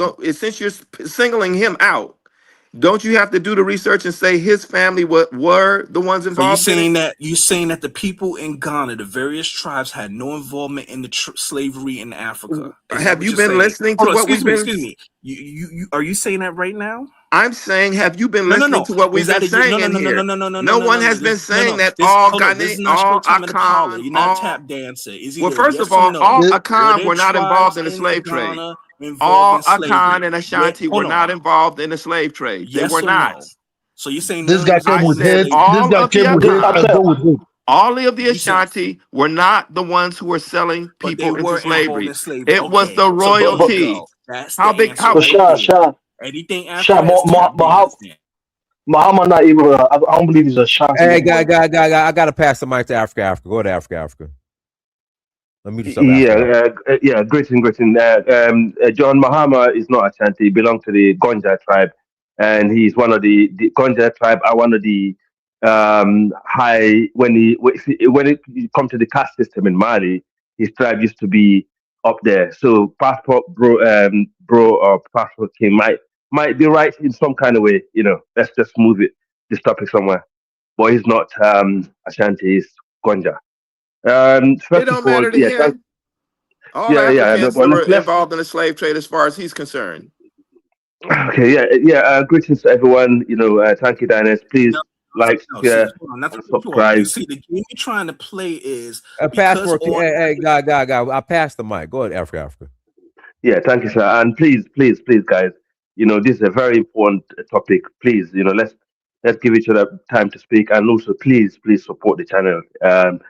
But yeah, first of all, when we talk about slavery, we should separate slavery, into three angles. We have the African slavery that used to go on in the continent. We have the trans-Saharan slavery that used to go on to the east, and then we have the transatlantic slavery. So these are different type of slavery. But if we're talking about the transatlantic slavery today, I think we're looking at a vengeance that came from the downfall of the Ghana Empire, the Almoravid, the conquest of Spain, and the retreat of those people who came back to the continent, and those Europeans, the Portuguese and the Spanish, like people like Alfonso the Great. Let's be honest, these are the guys that send people back to the land and chase us back and basically trying to strike back. Slavery is an old game. Let's not make this. First of all, I'm a Fulani. You know, I can guarantee you my tribe, was involved in trans-Sahara slave trade and also transatlantic slave trade. And also they were a victim of transatlantic slave trade and also trans-Sahara slave trade. Let's not, sugarcoat anything here. Because there are people that are actually been, victim of this, thing, and it's still there in their hearts, their mind, and their soul, and they're still living this every day. We should try and reconcile instead of trying to sugarcoat because it's just adding more into the wound. Okay. Um, so yeah, transatlantic slavery.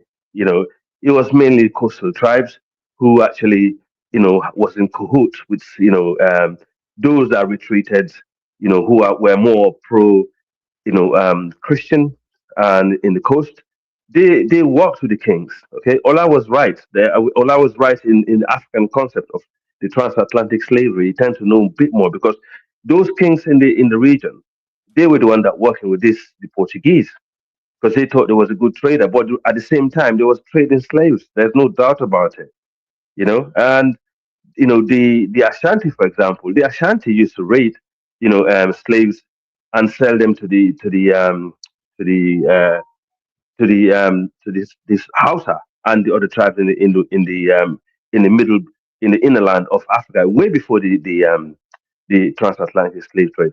The Fulani and the Mandinka and the Soninka, they used to be involved in slave trade also. And they used to, at the time of the Mali Empire, they used to see, other tribe as a lower caste because they used to be the higher class in the Mali Empire, and because there was caste system. And even Muhammad tribe, the Gonja, he belonged to a higher class tribe in the Mali because they were the scholars. Okay, so this was a phenomenon in the UK. We have the Irish. Okay, the But Irish Africa, I have a question for you. Can I finish? I have a question for you. Yeah, let me finish. Can I ask you a question? Okay, we have the Irish here. Okay, the Irish, were enslaved by the English before even they went to Africa. So it was a global phenomenon. But to say that Africans, wasn't involved in slavery, or it was an accident, or it was because the white man was more powerful than the black man, that's how they came about. That's a lie. That's just minimizing the thing. Let's stop insulting people's intelligence here. Thank you. For God's sake. Okay. So. All right. So over the my years- question. Yeah. Yeah, make it quick because now you interrupt me. That's your question, bro. All right. I guess wrap it up, bro. Oh dear. This is a problem, isn't it? When you start speaking the facts, some people don't like it. They would like to interrupt you, speak, over you. So sorry. Okay, sorry. Yeah. So you said we're here to insult your intelligence. So then, how is it that they found the handwritten letter of the Pope? Okay, clearly stating the crime. Actually, the bad thing he did. Okay. Second thing. We're not denying that the Catholic Church and the Pope weren't involved. Okay, nobody's denying. Africa is. Maybe not you, but God. Africa. You said we're insulting his intelligence. Africa. Do you deny that the Catholic Church was involved in the slave trade? No, I did not at all. But Yeah. I don't know where Burkina Bay got that from. No, because he said we insulted his intelligence. Can I go Yeah, next? you are by Go ahead, Africa. Africa, you got a minute. Go ahead. Yeah, that is, we know the evidence is there. Africans were involved in slavery. They were slaving each other. They was involved in transatlantic slavery, trans-Sahara slavery. The problem, the self-hate and the problem that we have in the continent, they haven't stopped. It's still going on. Okay, let's not fool ourselves here. Don't listen to these people who are actually coming here trying to make it look like their tribe was less, involved in the slave trade than the other tribe. It doesn't work. Don't believe it. I'll pass it back, Dennis. Thank you. All right, go ahead, Prince. So Prince. Yeah, what's up? It's a Quincy. What's happening, bro? Salute to Dinus. Salute to the chat. Salute to everybody. Like the live. Basically, I salute you for the conversation and the topic. But I personally feel that a lot of us, the main issue is that we utilize the word African, and the word African is very modern and common today, post-slavery, post-colonization, and because of that, it triggers certain people, both the African Americans and Africans. When you say Africans sold Africans, because it's more nuanced than that. It was different tribes, different regions, different people. Some people were defending their own people and retaliating against other tribes that were aggressor tribes, but they're grouped as aggressor tribes, like people from Benin, Oyo, certain Fulas as well. Certain Fulas were victims, certain Fulas were aggressors. They're all grouped in as one under the umbrella of Africans sold Africans, when the reality was certain tribes were protecting their own people from aggressor tribes that were selling their people. So I think that when you utilize terms like Africans sold Africans, it creates a confusion because it's more nuanced than that. The same way in America, the different tribes and different people that were fighting over there for whatever reason, whether they were trying to protect their own people or they were the aggressors trying to expand their empire. When they came over here, some of them became more so one people. That's why when the guy Benjamin Crump, I don't know his real name, with the mush mouth, when he was talking about African Americans are not complicit and this and the third, there's no connection. There's a clear cut connection because even when you look at history, there's examples of people who knew how to write that got freedom, people that was associated with certain kingdoms that got freedom here in America and in the Caribbean.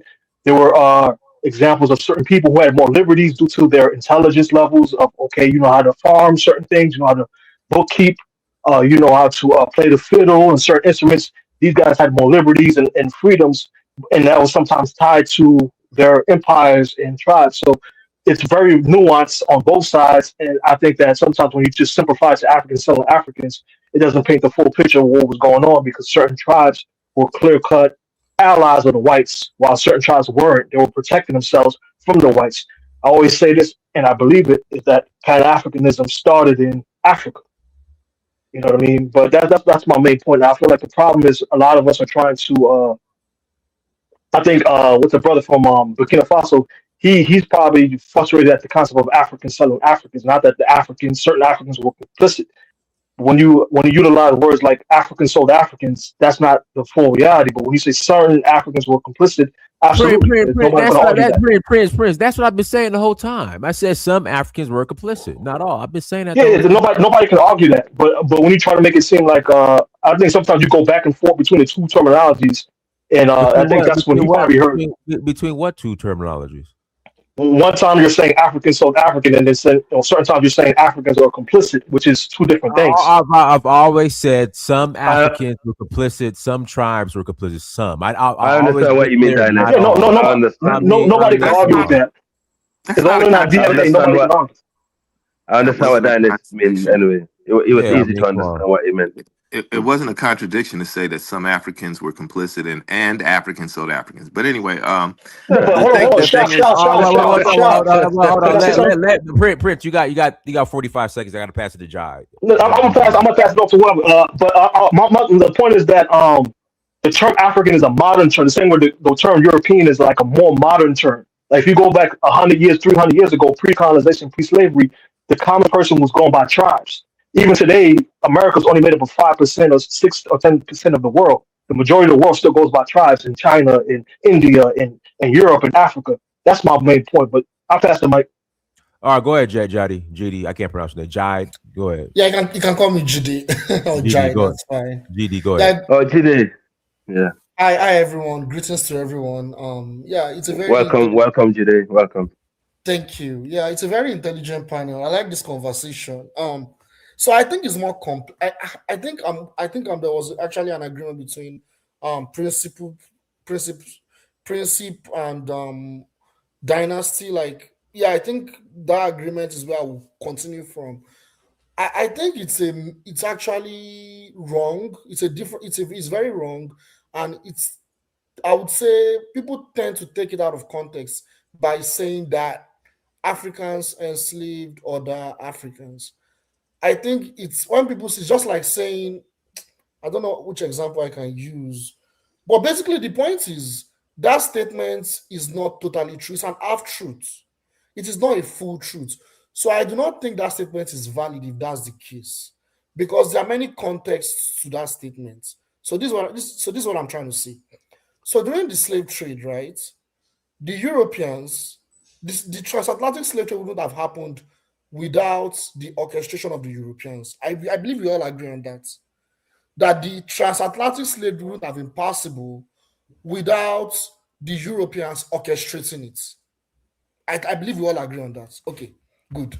So if that's the case, then that means for Europeans to have collaborated with some Africans, my first question is, could there have been some coercion with some tribes? Because Europeans, the way they seek to dominate other groups, the way they seek to exploit other groups, is through violence, right? It's through violence, it's through coercion. Now, I mean, Africa is very diverse. And that slave trade happened across different kingdoms. And every kingdom where the transatlantic slave trade happened, there were different contexts to it. But I'm from the Yoruba tribe, and I can talk about the Yoruba tribe, and this is going to be a general narration of what happened. So in the Yoruba community, just like in many African communities, you always have bad eggs. And in a lot of these kingdoms, during the period of the Oyo Empire, or during the period of the Oyo Empire in Ile-Ife at that time, you always have bad eggs, people that are corrupt, people that do bad things, criminals and all that. But they don't go to jail. Rather, they are banished from the community. They banish them. These people, when they are banished, they are isolated. It happened in many parts of the African community where a lot of these people that were banished collaborated with Europeans to then come into their community to either fight wars or to capture their own people. There are many stories like that. Even the Igbo, a lot of the Igbos were also victims of the transatlantic slave trade by some of these people I'm talking about. They come into their kingdom and they actually enslave their own people. At the same time, a lot of those people that were also involved in capturing their own people, we can call them traitors, right? They are traitors. They are also captured by other ethnic groups as well. Another thing we need to understand is that, like I said, it's very complex because every kingdom is different. Every community that this happened, the story is different, right? So, there are some communities where they were living peacefully. There were no wars.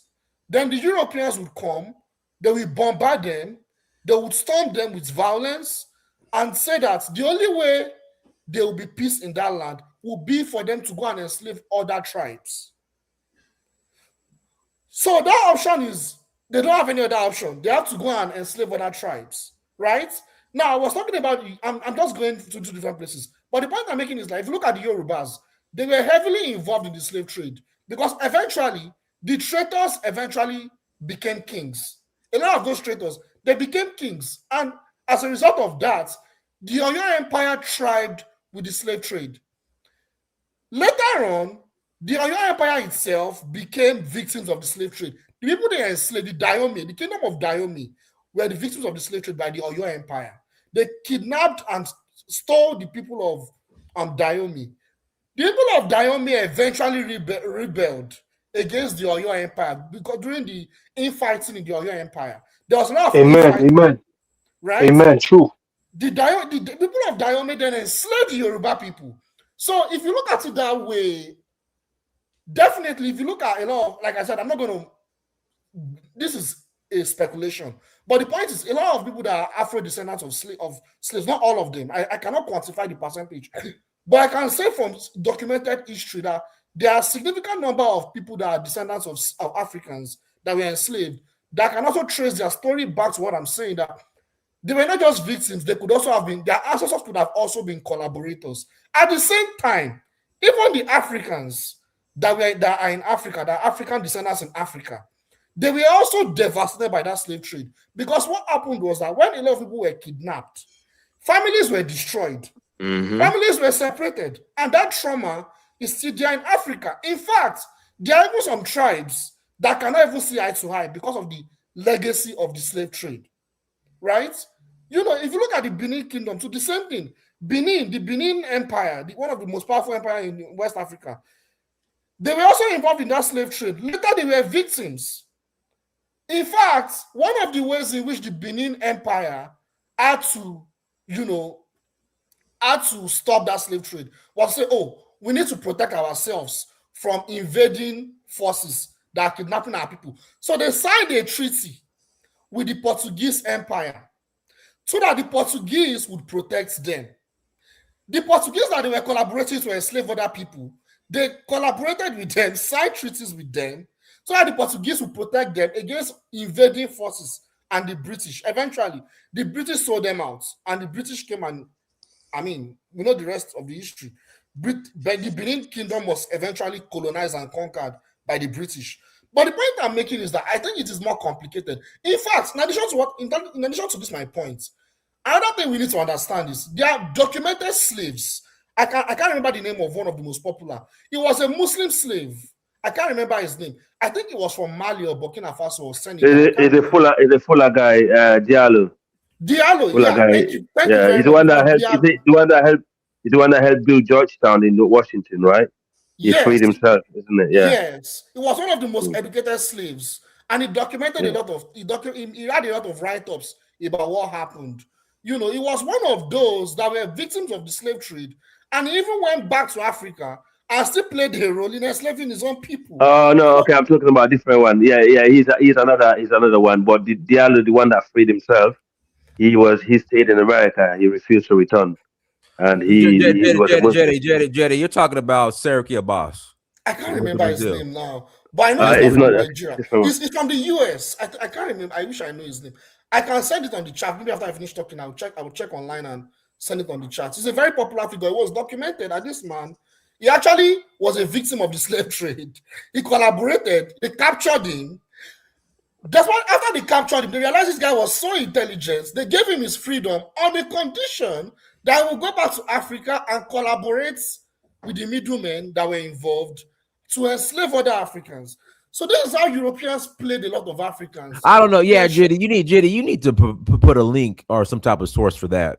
As far as I mean, thank you, Dynasty. He's talking about Yassin Bey. I don't know about the only one I know about who was he was a fuller guy. He was a Muslim, and he's one that helped fund Georgetown in Washington today.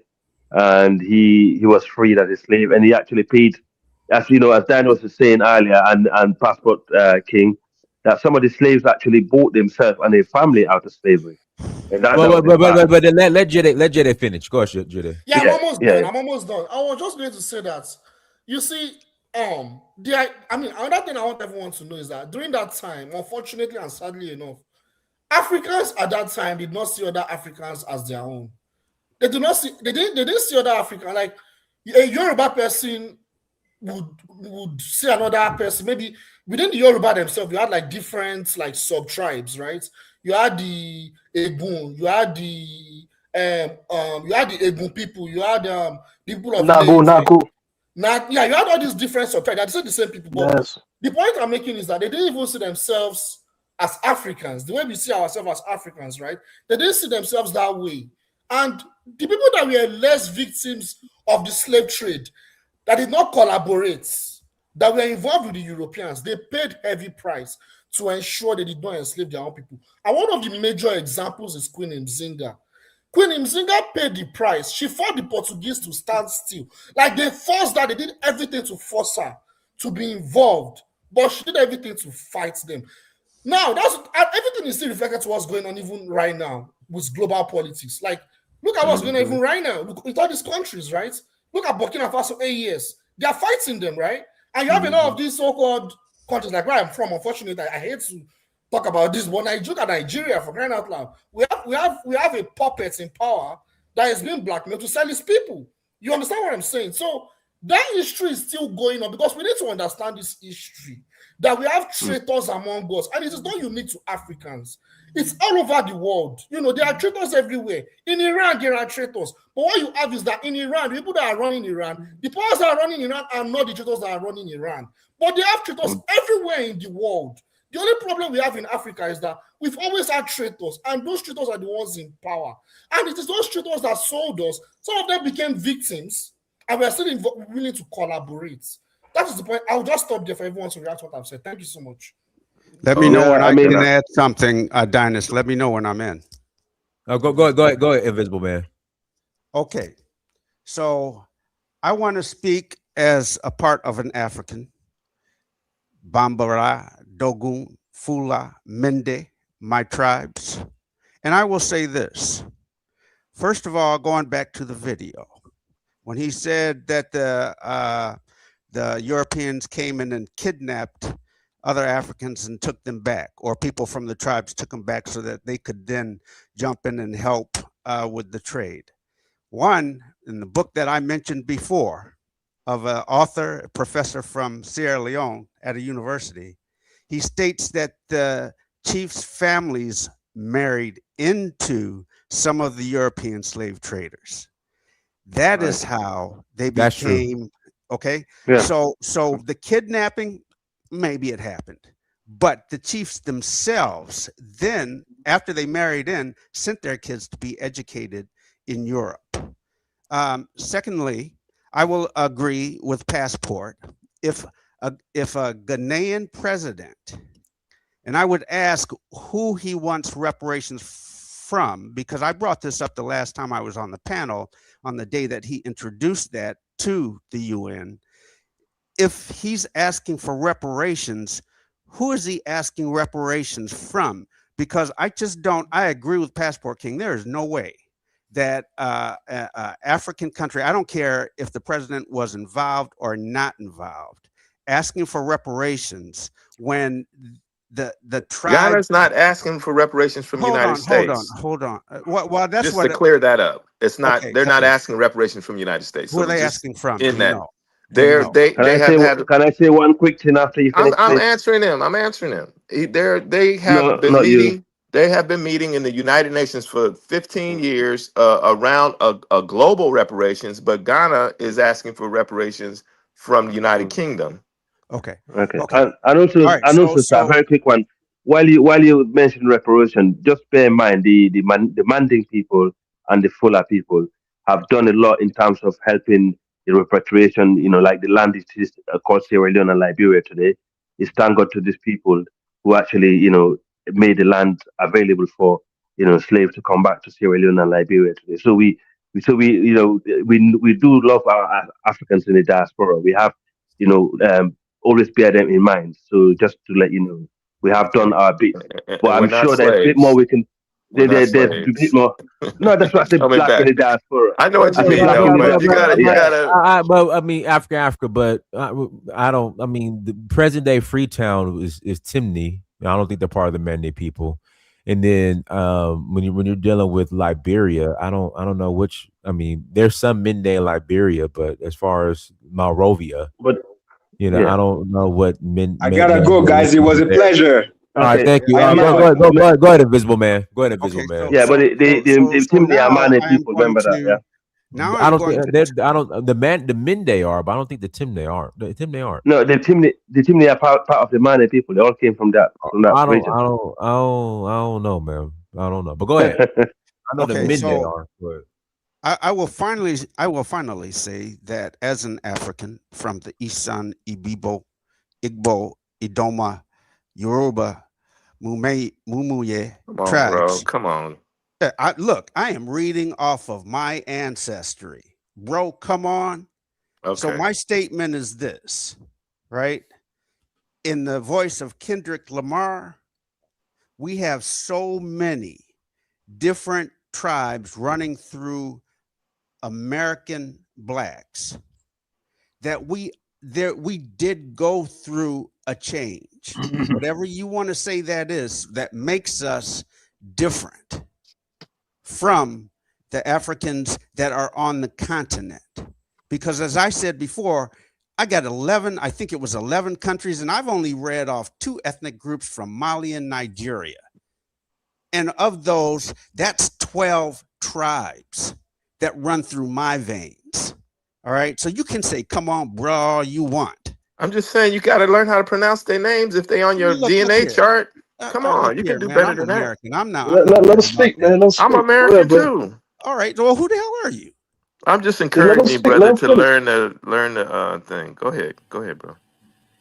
So that's what I wanted to basically say, that American blacks are so different because of the fact that we belong to the tribes that sold and did not sell. And we cannot distinguish from that. And I'll go back to what Passport King said, whether you want to agree or disagree.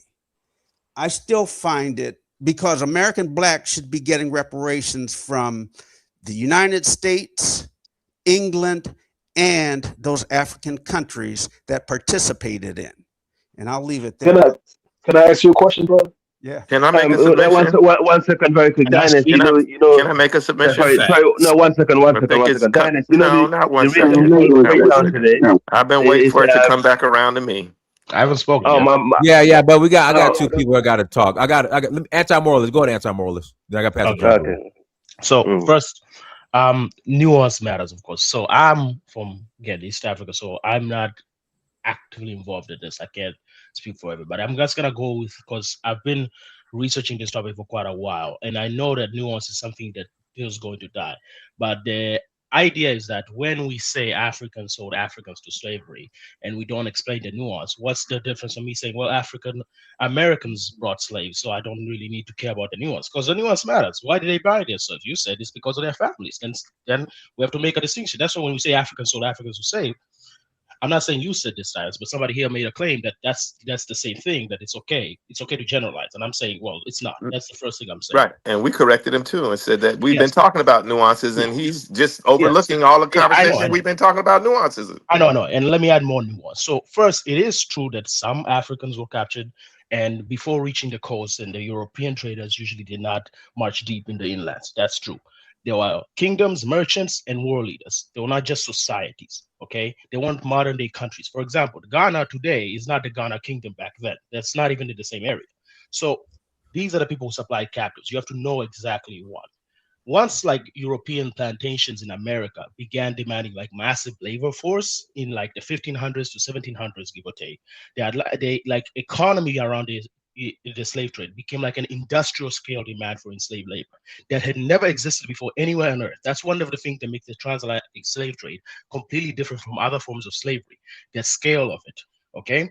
Europeans brought firearms, metal goods, alcohol, textiles, all these things, and then traded them for captives. That trade reshaped the entire African politics. And at that time, they were not Africans. They were just different tribes, different groups, different nations, and the way they describe themselves. Now, these states, they participated, they gained weapon, and they mostly took their neighbors. They didn't. When we say they sold their own people, you have to first agree, did they see themselves as the same people? Most of them did not see themselves as the same people. They say these are not.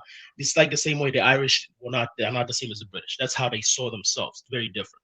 So the key issue here is that what the slave trade changed the incentives inside of these states. That's the first thing I want to say. But other states did resist it, and they restricted it and tried to even shut it down. Somebody mentioned those examples, but I'm going to try to mention some of them, and if I repeat them, just correct me. But in like, for example, I think the Kingdom of Congo, which is in the current day Angola and DRC. King Afonso spent years writing letters to the Portuguese, okay? In the 1500s. He was complaining to the Portuguese, your traders are kidnapping my people, destabilizing my kingdom. And he repeatedly asked them to stop controlling, the slave trade was uncontrollable at the time. And the Portuguese didn't agree, despite his protest, the merchants continued, and that expansion of the Portuguese slave trade, for example, destabilized the entire kingdom. Another example is the Kingdom of Ndongo in Angola, which is during like the 1600s. Somebody mentioned it. Queen Nzinga, Nyinga Mbande, fought a long war against the Portuguese. Partly mostly over the slave trade, the Portuguese attempted to dominate their region. In the colonial wars in Angola, that's why most of the people from the Brazilian slave trade, for example, they're mostly from Angola. That's literally one of the way it happened. So Queen Nzinga fought against it. In like Senegambia, the upper Guinea Coast area, there was some Islamic states and communities that attempted to restrict the enslavement of Muslims specifically, which created political conflicts over these kind of areas. And another example, I think, is like of course there are people who did benefit for it, but the biggest one was the Gold Coast and the Dahomey area. They became the most powerful slave trading kingdom, using mostly war captives to supply European markets. In the 1700s, they were basically even though their politics were divided and all that stuff, the internal fraction, they are the ones who benefited the most from the slave trade, if I remember correctly. Of course, there were abolitionist responses later, especially in the 1800s. The Sokoto Caliphate, for example, they tried to restrict the export of enslaved Muslims, for example. Other African societies tried to also fight against it. And they did have, by the way, they did have slavery of their own form. But again, African societies had a different form of servitude and slavery before the Atlantic system. That's why I say the Atlantic system was completely different compared to And it was okay to sell non-Muslims in yes, for the yes, transatlantic. and yes, it was. That's the thing. So you see how the nuance it changes completely. And I can even talk about the East African one, but that one's gonna be very complicated. So I'll go and say that one also happened. But I've also noticed, even though I'm from East Africa, there was Tipo Tip. Somebody mentioned him. Yes, he benefited from the slave trade, and he was an African. But I've also noticed in East Africa, at least we don't. I don't know if it's not like a thing, but it's just not something that they talk about often, because I think I'll go to the details, but it's basically during the Zanzibar revolution. Sometimes some people they call it the Zanzibar genocide. Basically, one of the things, if you've noticed, the East African slave trade, usually the Omani Caliphate moved the entire region into Zanzibar, modern day Zanzibar. They moved their capital, into modern day Zanzibar. So basically, during that, there was a lot of what's it called? There was basically the people from there were Arabs, and then there were South Asians as well, like Indians, Persians, and stuff like that. They were mostly in the area, and they were the bigger class at the time. Now, during the Zanzibar Revolution, because of that, slavery was still happening. Even though the British did stop it, they introduced another form, but I'll talk about them later. But when it came to the Zanzibar Revolution at the time, the reason most of the people there were mixed and they didn't have to leave the region, they were still in the area where it happened. So that's why they were easier integrated. And during the Zanzibar Revolution, there were about 10,000 to 20,000 people killed. Most of them were Arabs, Omani specifically, and South Asians.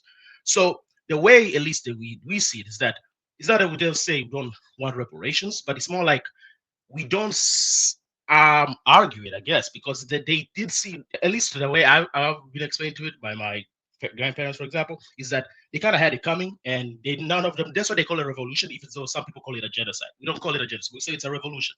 That's what you get for after doing all of that stuff. So, point of saying is, of course, it is a complicated situation, and I think to deny that it didn't happen is, hypocritical. But to act like there's no nuance and act that all Africans and all that stuff, all Africans did participate in the slave trade. And I'm like, that's where the disingenuous starts. Because if we apply that disingenuous in other things like the Americas, that Black people did also participate in buying slaves, I think that'll be disingenuous. And people will try to act like that's not disingenuous are part of the problem. And I can provide my sources to show you exactly how these slave trades happen, because I've been studying this for quite a while, and this is not as easy as topic of like, these people are bad. And also, the biggest contributor to this entire thing was mostly the Europeans. It doesn't take away the blame. And I don't think it's hypocritical for the Ghanaian to ask for reparations, especially since they're asking specifically from the United Kingdom, not asking from the United States. Can I piggyback on that point, please? Let me just one second, please. No. I got to pass it to Jagoon. I got a question for Anthony. Anthony, moral is where the actual slaves that were taken from Ghana, where did they end up? So that's why I just so if Ghana gets that money, where is it going to actually go? That's the thing. Or whatever. That's what I'm saying. It's just that's the question I have. Like those slaves who were sold, where did they go? So if he's asking for reparations, like for colonization, not for slavery per se, but also, for the depopulation of the people, that's part of it. But it's also the colonization that happened after the people were taken, and that was finished. The colonization of the African people during the colonial. Yeah, they made them work the plantation. No, but I'm reading this right now. Ghana submit UN resolution on slavery reparations.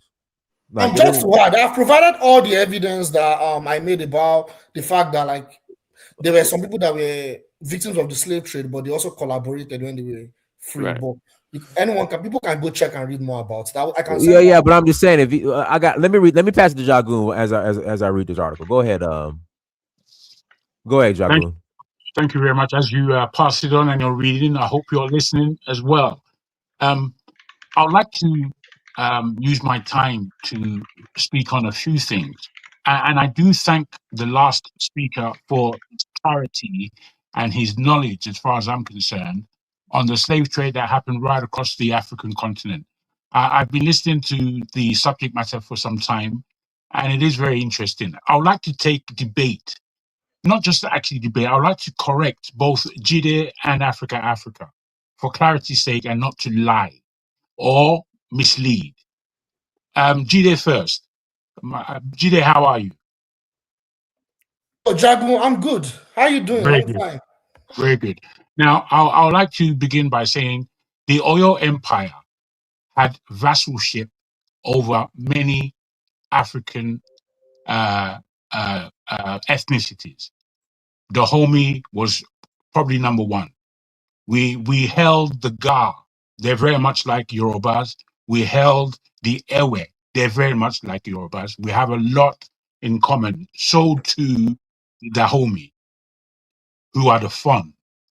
Now, because the Fon were paying a vassalship to Oyo Empire, this was done for hundreds of years before any European came to our shores. And because of this history, the Dahomey came into power because of the slave trade and because they were able to revolt. Not that we enslaved them. We never enslaved them. They paid titleship to Oyo Empire. That is the correction I need for yourself. But you Secondly, also raided them, though. You used to raid those people from those regions. Oyo. no, In no. the oral history, My friend. In the oral history in Wait, Haiti, you're you guys used to disturbing me. And raid those. wait, my friend, you can speak after me. You're disturbing me, and I know what you're talking about, but that's not the real history. Let me continue. Africa. You keep on this thing where you are boasting about Sierra Leone and Liberia. I'm thankful that Dinus put some correction in you. You've also made mention of the Sierra Leone and Liberia are the Maroons of Jamaica. They are not the Maroons of Jamaica. From The Jamaica, Maroons, from wait, let me Caribbean, finish, please. from You've got to Canada, let me finish. You've got to let me finish. from Canada and the Caribbean. Come on, go You've on got to then. let me finish, my friend. I didn't disturb you at all. The main ethnicities that are the Maroons of Jamaica are of the Ghanaian entities. You can see Apongpong. These are names that are strictly Ghanaian, Ashanti. Strictly. I don't know where you get your boasting from. The second thing, the Sierra Leone and Liberia, they are British projects. British and Western projects. They are not African. Nobody asked any Sierra Leonean or Liberia was a dumping ground. It wasn't a project. well, fair enough. Don't Fair listen enough. to It him, was a guys. dumping ground. Wait. It was a dumping ground based on the overflow, if you like, of returnees and returnee slaves. And It was a dumping ground because they after you had what are we gonna do with these slaves? Well, shit, let's just send exactly. my dad would send them to Exactly. Africa. What I'm saying is that it wasn't an overflow. It was a dumping ground. No, okay. We can use And because we allowed them I'm saying that they allow were it to not. happen. Wait, they were not African mindsets. They were from the Western European entity. Sierra Leone is a creation. It's not a creation of any African. It's a creation of Britain. So whatever happened there, you lay on line with the British, not with any African that was there. Don't be silly. Don't be gaslight. You're gaslighting us here, which is very wrong because this subject is very I nuanced. know what you're doing. I know As what the you're doing. Just person, wait. Let me just finish. If you know what I'm doing, let me finish. You could say whatever rubbish you wish to say afterwards, because you know you contain a lot of rubbish. At the end of the day, the last speaker had clarity to what he was saying, and I think that is the kind of digest that we need. These things are nuanced. We can't accept any African country as an entity of the African apart from Ethiopia? Apart from Ethiopia, there isn't one. So all that pretense that you're talking. Okay, expand on when you say apart from Ethiopia, what do you mean? What I mean is Ethiopia and the Ethiopian people have fought many battles to have their nation, whereas the other African countries, filled with many different ethnicities, the creation of Nigeria, for example, and Sierra Leone the Maroon creation from of Jamaica. Nigeria, Stop for making up example. crap, bro. You just an idiot, man. Dennis, why are you allowing this? From Jamaica. Africa, don't interrupt. I'm just trying to go to Jagoon. I'm trying to figure out. But they're from Jamaica. I'm not lying. I'm not lying. I'm not lying. Jagoon. It's an idiot. Jagoon. The Maroons. There we go. I didn't call you an idiot, but carry on. Carry on with your but the Maroons are from Jamaica, Jagoon. But go ahead. You know I'm better than you at all levels. Stop, but Jagoon, you were wrong. Maroons were definitely from Jamaica. But go ahead. No, I'm not saying that. You see, the word maroon maroon means separated, to be marooned, as it were. That's it has a connotation. Okay, now I'm saying that those people. Wait, let me finish. Let me finish, please. No, Jagoon. Were they from Jamaica or not? No, they're not. There are Maroons in Brazil, for example. They are Maroons. Jagoon. The Maroons that went to Freetown, that were settled in Freetown, were they from Jamaica or not? The Maroons that settled in Freetown. Oh, you're talking about, yes, I would agree with that. I would agree with that. Okay, so what I'm saying, Dennis, listen, Dennis. Go ahead. The in Jamaica were made up of many ethnicities. Don't get me wrong. However, the main Maroons in Jamaica were of Ghanaian, Ashanti, Fanti extract. So Jagoon, let me interrupt. This is where you're being disingenuous. So for some reason, you're saying that the Maroons from Jamaica who returned to Sierra Leone were still not those who returned. Not those who returned. Then what are you talking about, Jagoon? I'm talking about. Listen, Diners. Listen. Use your ears and not your mouth if you want to listen. The Maroons in Jamaica. Okay. Dennis, kick this fool out, man. Kick him out. No, he's saying that the Maroons in Jamaica were primarily from Ghana. That's what he's saying. It's simple. Hold on. Okay, Jagoon. So the Maroons that came to Freetown from Jamaica. That's not what I'm saying, Diners. That's not what I'm saying. That's what you said. So why were you arguing with Africa then?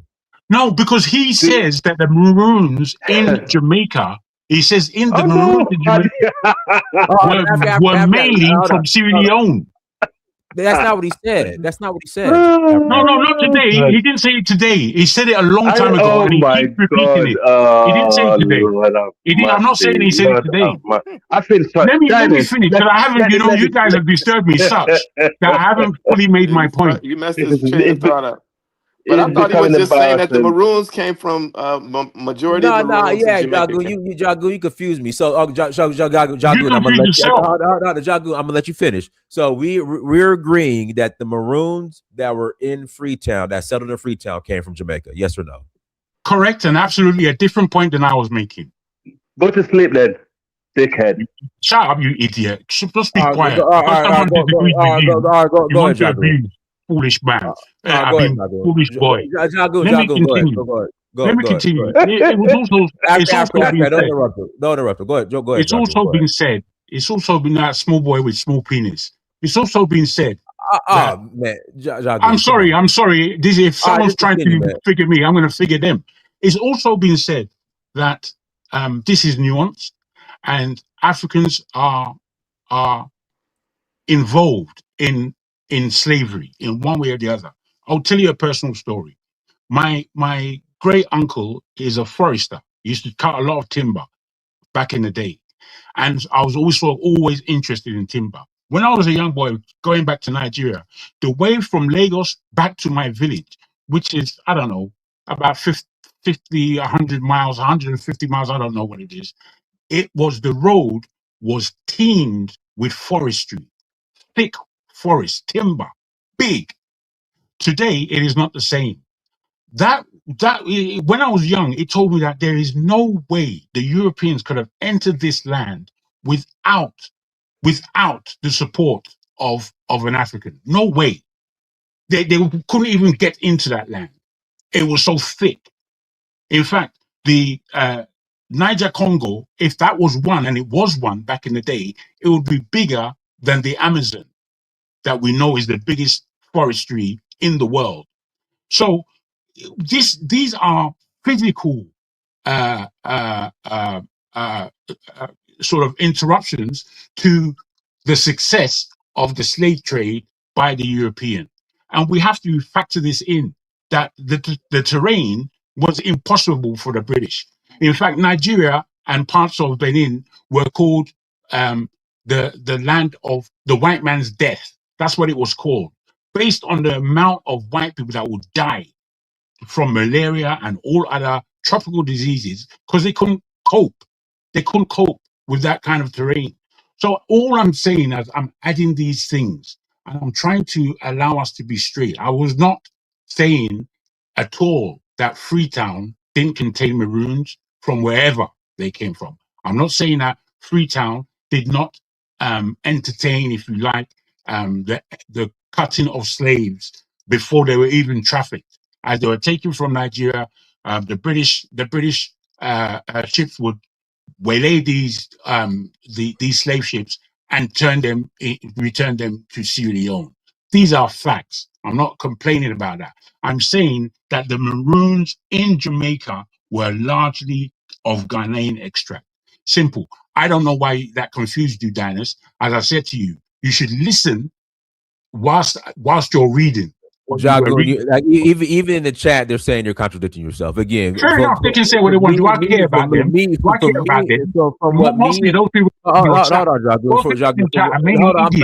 I'm the host. So from what me and Africa thought you said was that the no. Speak for yourself. Don't speak for him. If you speak for him, you will confuse the whole thing. They weren't from Jamaica. That's what I. Okay, you were confused, but you now know. We're not. But we're on the same page now. But okay, go ahead. Yes, that's right. That's right. May I go next? Yeah, I'm also that when I said the terminate are part of the manner, it's because before they came to Sierra Leone, they already mixed with the Baga and the Bulong. There we go. There we go. That's the reason why. But that's fine. I don't know about that one. I don't know about. He's got pseudo history up the bum. The Camara, the Bangura, the Bangura, they all it's all Bulong last names. So anyone that got that name, they have Bulong or Baga bloodline. Well, yeah, that's right. The show that Dinas got this little part of the interview. And Loco also Dinas Loco. But yeah, the show that Joy Reid was on was with Godfrey the comedian and another brother whose name I don't know. I'm gonna try to remember. Akbar. Okay, Akbar. Yeah. So Godfrey did say that Africans were complicit.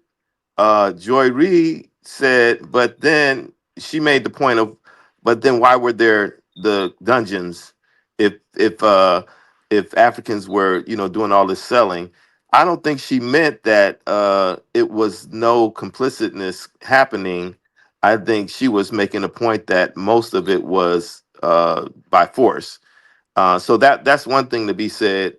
The African American brother that came in here earlier, which I wanted to respond to, that was about an hour ago, was talking about the comments that were being made, and that that Pan-Africanism, he lumped it into Pan-Africanism, and that it was the statements they made was egregious, it was terrible, and all this stuff. But actually, I find that Godfrey grew up in this country among African Americans, and he's very informed about the history and the arguments and stuff that are ongoing with us. The other brother, Akbar, less so. And Joy Reid is pretty educated herself. She had some very nuanced things to say. She made the point about that African American chattel slavery is different than any other type of slavery. That and as a result of that, the genesis that we went through forged the kind of spirit of resistance that we have. And these things came out of it. So yeah, because we're cut off totally and completely in a lot of ways, but they could never cut us totally out of our history and our culture, right? So there were retentions about what you said. Well, can I finish? You didn't finish. Okay, He's God, speaking well. Why are you disturbing? What's wrong with everybody on this? Oh, you breaking my shut up, chain of Declan, thought. man. You're an You're breaking idiot. my Just chain of let people thought. speak. finish up out. My apologies. So the thing that was being said now, the thing for me about it is that what do we learn from this? This is where the big part about all of this, at some point we've got to look at the things that happen.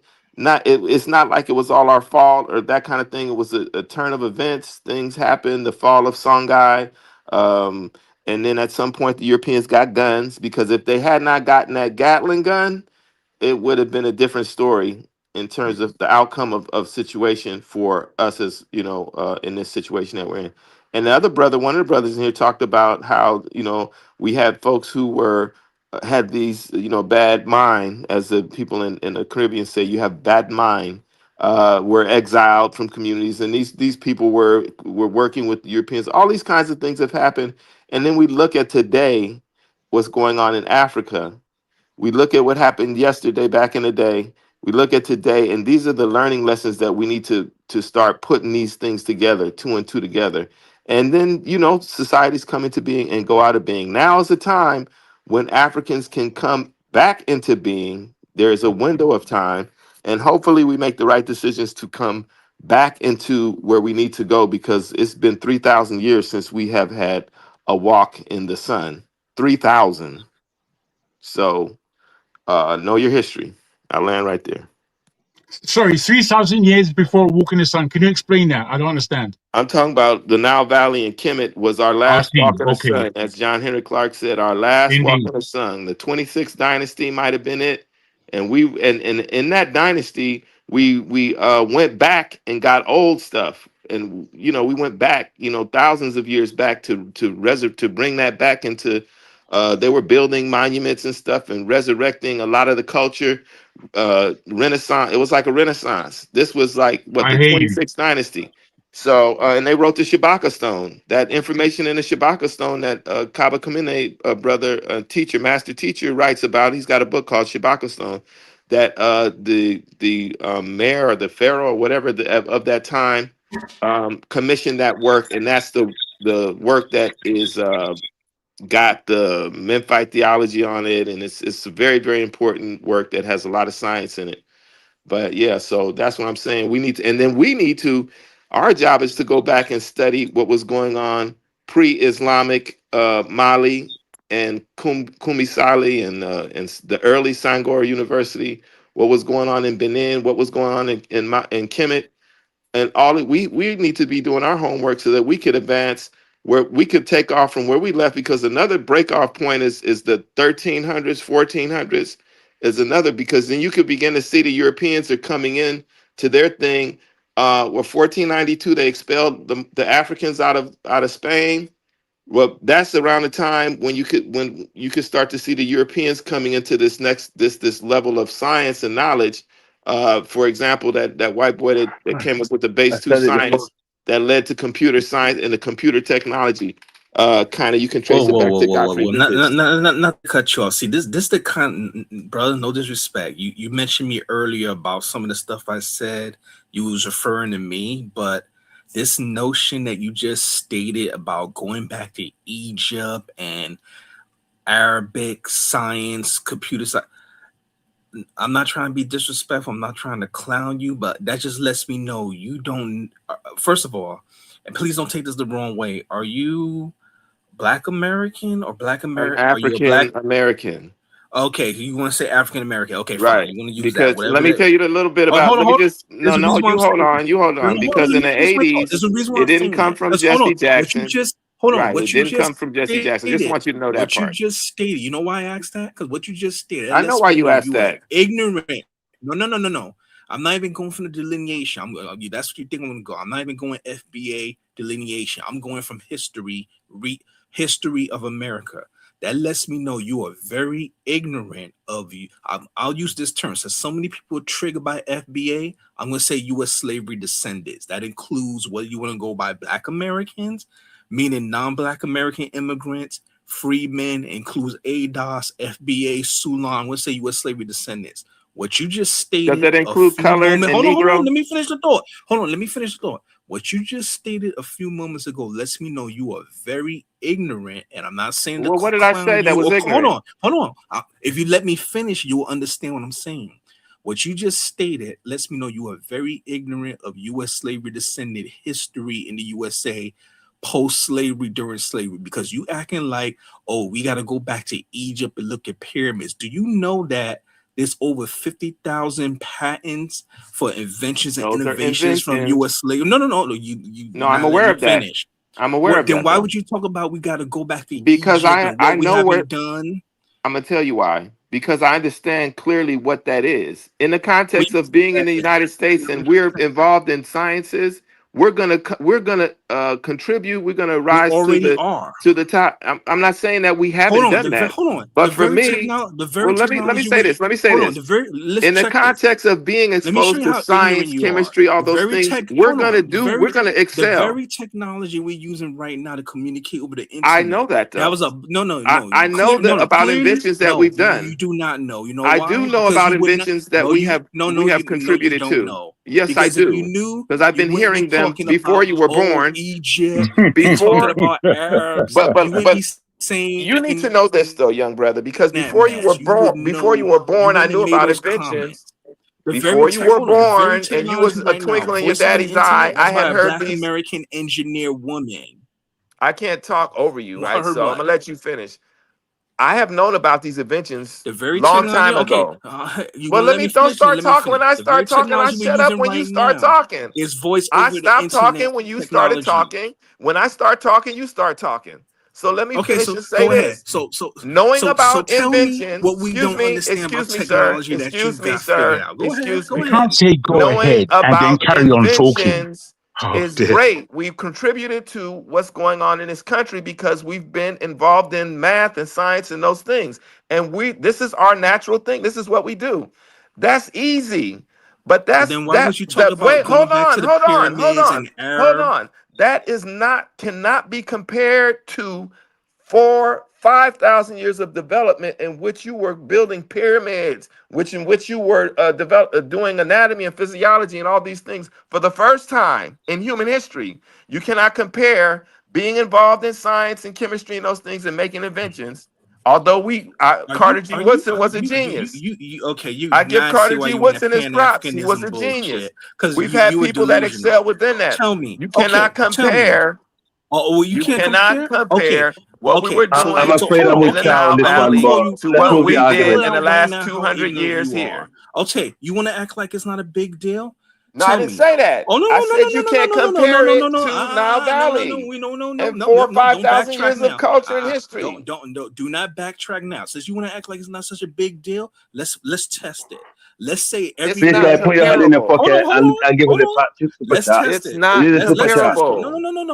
See now, no. My ass. You won't let me speak because you can't back. Come on, guys. Come on. We need both. We need both. We need both. All right. Hold on. Here we go. Let's prove this right now. Since what Black Americans have been done is equivalent to the pyramids, so that means blood banks everywhere around the world, they have no value, right? So blood banks. Are you being serious? I'm being damn serious. Well, you should not be serious. Why is there a versus going on? Where have we gone? Where have we gone? Right. We've gone off subject. We went off the edge. We went off the edge. You know why I mentioned blood banks? Do you understand? Yeah, but why is it a versus? Why is there a versus? Why is there a versus? Hold on. I mentioned blood banks. Since you know so much, Shah, do you know why I mentioned blood banks? Do you know who makes blood banks possible? Charles Drew was the creator of the blood bank. Who? Yes, you know who Charles Drew is. So you mean to tell me that's not as important as some peer? It's all important. Why is there a versus? Why is there a versus? That's a good question. Why is it a versus? That's true. Why is it a versus? See, so you just proved my point. You're supposed to add on to whatever your ancestors made. Why is there a versus? Mythical past about and then he says, because he starts off by saying what I'm saying is bullshit. When someone needs a blood he started off by saying this Pan-African stuff is bullshit. That's how he started out. To the pyramids. You want to start over? He doesn't. He's very now, if he had started in a different way, then maybe we could talk.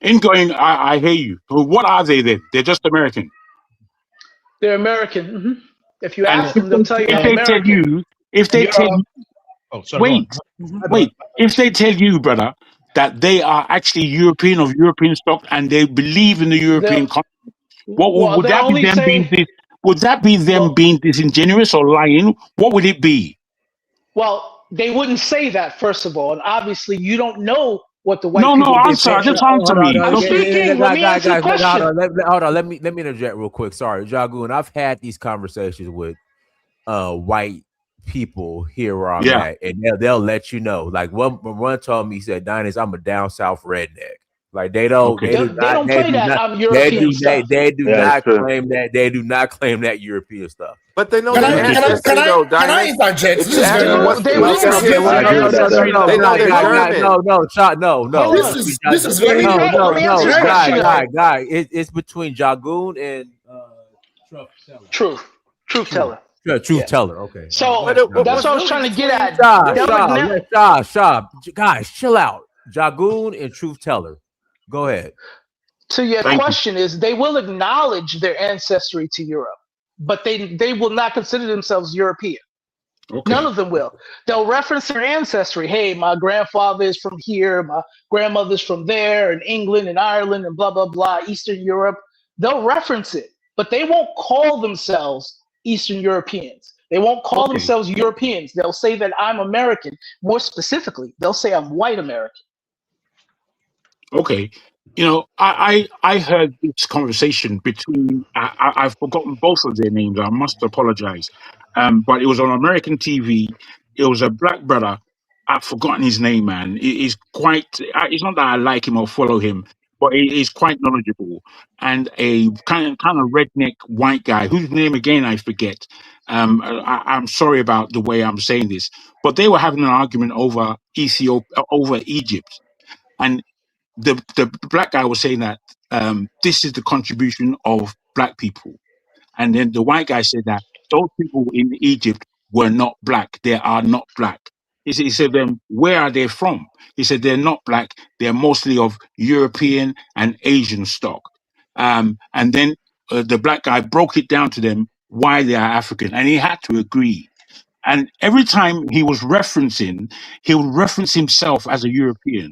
And that's funny. You know, the Europeans have built Australia. I'm sorry. Hold on. Wait, let me just say stop this, you bro. real quick, because you Let me took just me say on a this, bro. Let ride me just there. I end. don't understand. I'm confused. I now. beg your pardon. That's my fault. I'm Who addresses Australia. himself as a European? Because you got it Australia. confused. Okay, Australia, New Zealand, Canada, and US. These are what I would suggest are European concepts, and Europeans being able to spread themselves around the world in a very effective manner. You believe that they are not pushing the European concept. Fair enough, no problem. But I If you think disagree that Americans are fundamentally. Europeans, you don't understand anything about America. I never hear Fair you. enough. I never heard an Australian calling It's himself weird that y'all an keep saying It's that. European. between Never. That's Jagoon and just a other lie. guy. It's between Jagoon and the other guy. Yeah, Truth Teller. So, yeah, I was gonna say that. Jagoon in America, like unless They it's don't roll like that. unless it's like the especially here where I'm at in the South, these white folks they might say, hey, I have Irish lineage, but they are American. Like they not claiming. I'm from the North. And I'm he from New knows York. that. And he The knows most that they'll as well. say And is he I'm just lying Italian again. American, or Sad. they won't even say Irish people don't even claim Irish American. Yeah, They'll he's the say I'm same an way. American, but I'm Irish. They might say that, but they And what don't can you claim say though? What can you say you are? You're American, but you're what? I'm a black American. I'm Okay, FBA. you see the difference? Yeah. Yeah. What's wrong with an You weren't American? I'm FBA. you were not They have able to African keep lineage. your ethnicity because of the extremity of chattel slavery in America. You were not able to, because if you were able to, you would say you're mostly American. Then what? You have No, that's mostly ethnicity. ancestry, but That's you're not American. true. FBA is That's an not true. If you Hold were on, able y'all. Hold to. on. Can I We respond have to the that? I culture. can respond to that very easily. Black culture. So what are you talking about? I'm talking about if you were able to retain your language and knew where you came from, you would say that What is I'm American, but my mama's people come from the Mosi people in Burkina Faso. my That's what mother's you would people say. come from? My mother's people come from Edgefield, South Carolina. No, well, Tracking it back to my people come from right. hold on. Tracking it back to 1780. Yeah, but before then, my where were grandfather's you people. from? Before then, where were you from? But that's what I'm saying. Why would I go before 300 years And ago? that's the difference between you and me. I got a history before 300 years. You don't. What's your history? Show me the I'm paperwork from, on your history. my from 300 history years. is Congo, Yoruba, That exists Guinea, less than Mali, a Senegal century years area. old. That's my ancestry. Quick question. What's your proof that those tribes are in your bloodline? My proof is ancestry through spiritual things and through DNA. So I get it Intangibles, spiritually right? and through Intangibles, DNA. then, right? No, no, Intangibles, then, is what you're saying. no, sir. That's Spiritually intangible, sir. and That's what through that DNA. means. DNA is a physical science, right? Your Is that intangible? DNA is Is not DNA Well, none of factual. the is You white should DNA read. people a tangible? No, Are you just going to believe in try no, white it's to people. not intangible. Believe in white It's people. not. okay, so then we don't It's have not a conversation intangible. if you don't DNA is not if you could tangible. be You the know baby why? daddy through DNA, but you can't Hold on. trace You your know why? ancestry through You DNA. know why DNA is I not. know the argument about it though. I do. I really Hold on. do. I know in depth the argument about it. I'm not even gonna use that argument. You don't even know what argument I'm talking about. I do. Quick question. What tribe are your ancestors from over 300 years ago? Yoruba is a tribe. Congo is a tribe. Quick No, question. Congo is not a tribe. Congo Congo is is not an a It's tribe. ethnic okay. group. You don't have to correct him. It's okay. Excuse me. There's a people in a place called Congo called the Bakongo. I've been there. I was there for 6 Bakongo, weeks. but it The doesn't mean I understand. Bakongo Congo. means Wait, the don't. Just let him Congo. finish. Let him Bayaba, finish. Bayaka means the Yaka. Basunde means the Sunde. Bateke means the Teke. Congo was a nation that was created in the kingdom of the Congo was created in the 1300s. And then in the 1800s, late 1800s, they created this country. Okay, Leopold and them or Bakongo, whatever I created the understand, country but called the not Congo. Congo. So I have one quick It's question for you. amazing that many people don't What? know that. Hold on. So Bakongo, yeah, I Bakongo, have I one understand question that. for you. How far can you date your earliest ancestor? To Bridget, who was the grandmother of Nat Turner. She was from the modern day Ghana, and she was Akan. So Bridget, who's Nat Turner's mother, came from Akan. Grandmother, she was from present day Ghana. She was Akan. Okay, so she was Akan. When was she put on the slave boats and brought over here? Around the early 1700s. Gotcha. Where's the documentation that she was enslaved? It's through a lawyer that did the work for the owners, the Turner people, or the Nottoway plantation and the Turners. There was a lawyer that did the work that substantiated the whole, who Nat Turner was and his mother was and his grandmother and all that. He did a lot of Good. that work and published that work. So that Good. was Quick that was question. part of it. How But do the you other part of it is my great wait? aunt. I got one more question before Well, you I'm move on. answering your question though. My great aunt did research in the 50s. She was Right, you said your born in the grandmother in the late. 1700s. I heard you. My great aunt, who did research in the 50s and 40s, was born in the late 1800s. I met her at 12 years old. She was 92, and Great. she did the research how we found out that we were related to Nat Turner. So Quick that was question. that part of it. Where was the maternity test that proves that you're literally related to that woman? Maternity test. There's no maternity test, but I can tell you this much: what there is that the woman who my great aunt, her grandfather was married Nat Turner's daughter. She met her grandfather, and she met her grandmother, who was Nat Turner's daughter, Adeline Turner. What part of that proves DNA? The DNA test is separate. My sister did a DNA test, and that's how I know I'm Congo, Yoruba, and I'm also from parts of That's not a Guinea, Mali, DNA test. Senegal. That's an ancestry test. They Proves your use relation. DNA. No, they do Right. use DNA though. They use DNA, Yes. but DNA test proves They your use DNA. relationship to people. It's an not aspect your, of DNA. Not your ancestry. Your ancestry tests And are then not the same as spiritually, DNA paternity and tests. then there's the spiritual part of it Jesus Christ. that You we still determined. going? No, yeah, but all of these three disciplines corroborate each other. But you don't have and any most proof people, of what you're saying. Oh, I do. I have Well, an he's aunt trying to that answer your knew her question. grandmother. I have an He's aunt not that answering. knew answering her it. He's grandmother, actually first of all. dodging it. He's dodging. All right. Okay. And then I Because have the DNA that tells me the region that I'm from. Then I have the spiritual part of it, where in the early 80s, when we were doing these what they call misas, I was part of the Lukumi Santeria community back in the 80s, and we were doing these misas, and Spirit came and said, "This is who we are. This is where you from," and I ended more up going intangibles, to. huh? That's tangible. Now, for you, if It's you're a a white fun. boy, if you are a white-oriented mind, then you're not gonna You're not gonna appreciate and understand the importance of spiritual. So I can't help you So there. I can't quick help you. question. What if the son of your grandmother was adopted? Does that mean you still have the same lineage? Okay, so what if the sky was green? You do realize that mothers back in the slave time frames, mothers took on other children Sir, quite a your bit. conversation is you're So you're drawing for gonna straws. This I'm guy not try just like straws. school. I asked. Imagine Wait, hold Jacob on, hold smoke. on. Let him Jacob Okay, smoke. let me speak. Let me He's speak now, trying because to find reasons why I don't Jacob, know man, that I'm no, connected to no. Africa. I don't know What my I'm doing is, ancestry because hold he on. doesn't. I will. Can I speak Because now? he Okay, doesn't. Can truth. I Do you speak believe? now? Truth. Hold on, my man. Hold on. Before you ask me to hold on. What, Mike? I can gotta I read speak the. now? I gotta read the super chat. Joseph Safar, thank you for Alhala. Sean's point is his history doesn't start in chains and slave boats. Without Africa, history is just that. He got a point.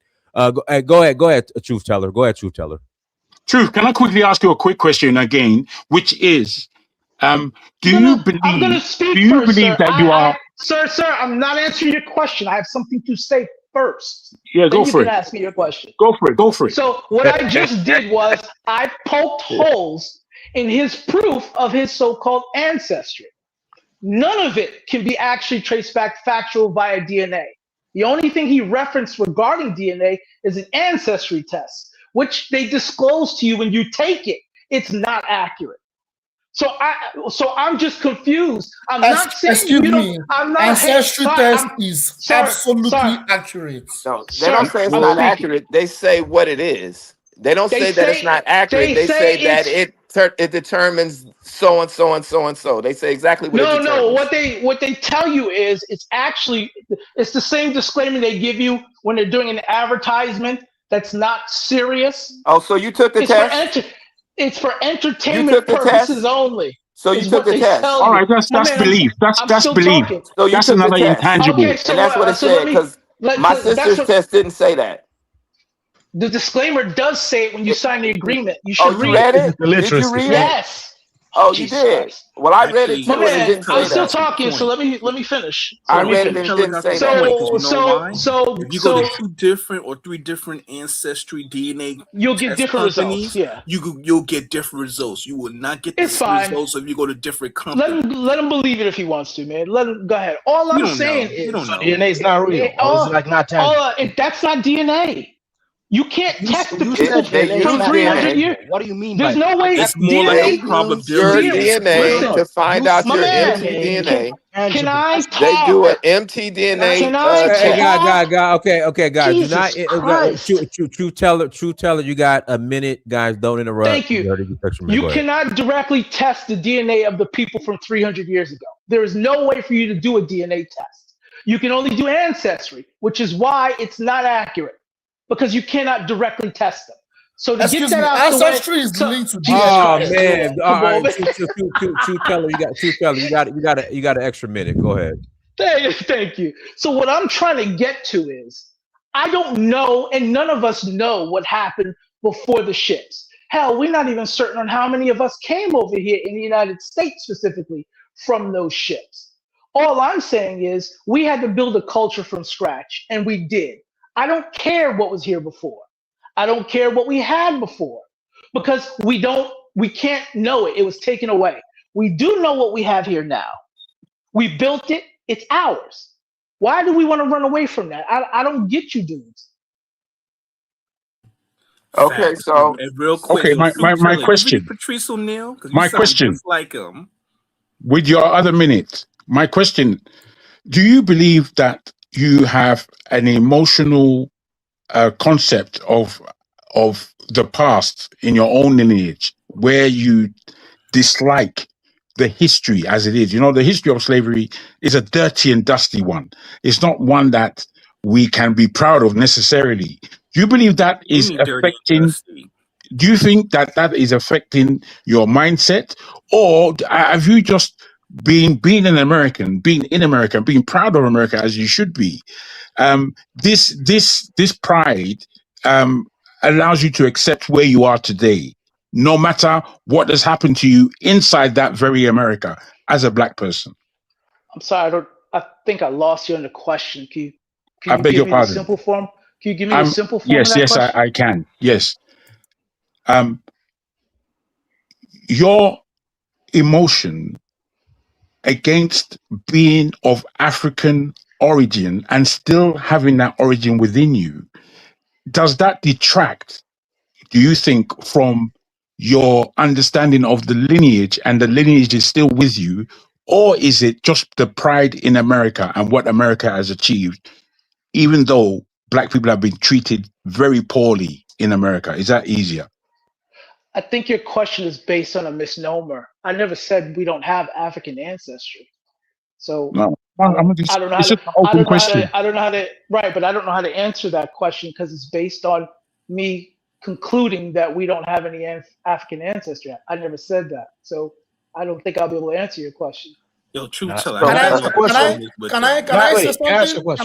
I think I know the problem. I say They something? don't want to accept the Oh, fact that Can U.S. I- slavery I'm not descendants, gonna whether take you too go by long. Freeman, They do an FBA, mtDNA DOA, test, Oh, and that is a DNA hold test. on, guys. I'm gonna pass it to Can I- Passport King. Then we got, and then the JD. Then we got to close out. Go ahead, Passport King. Yeah, this is the problem. I'm not going to put words in True Teller's mouth, but I think he might agree with me. This is the problem with the Pan-Africanists and them trying to beat us down that we're Africans. Y'all don't want to accept the fact that U.S. slavery descendants, whether we go by Freeman, ADOS, FBA, DOS, or Sulan, y'all don't want to accept the fact that we had an ethnogenesis and we are a unique people who are our own distinct group here in the USA.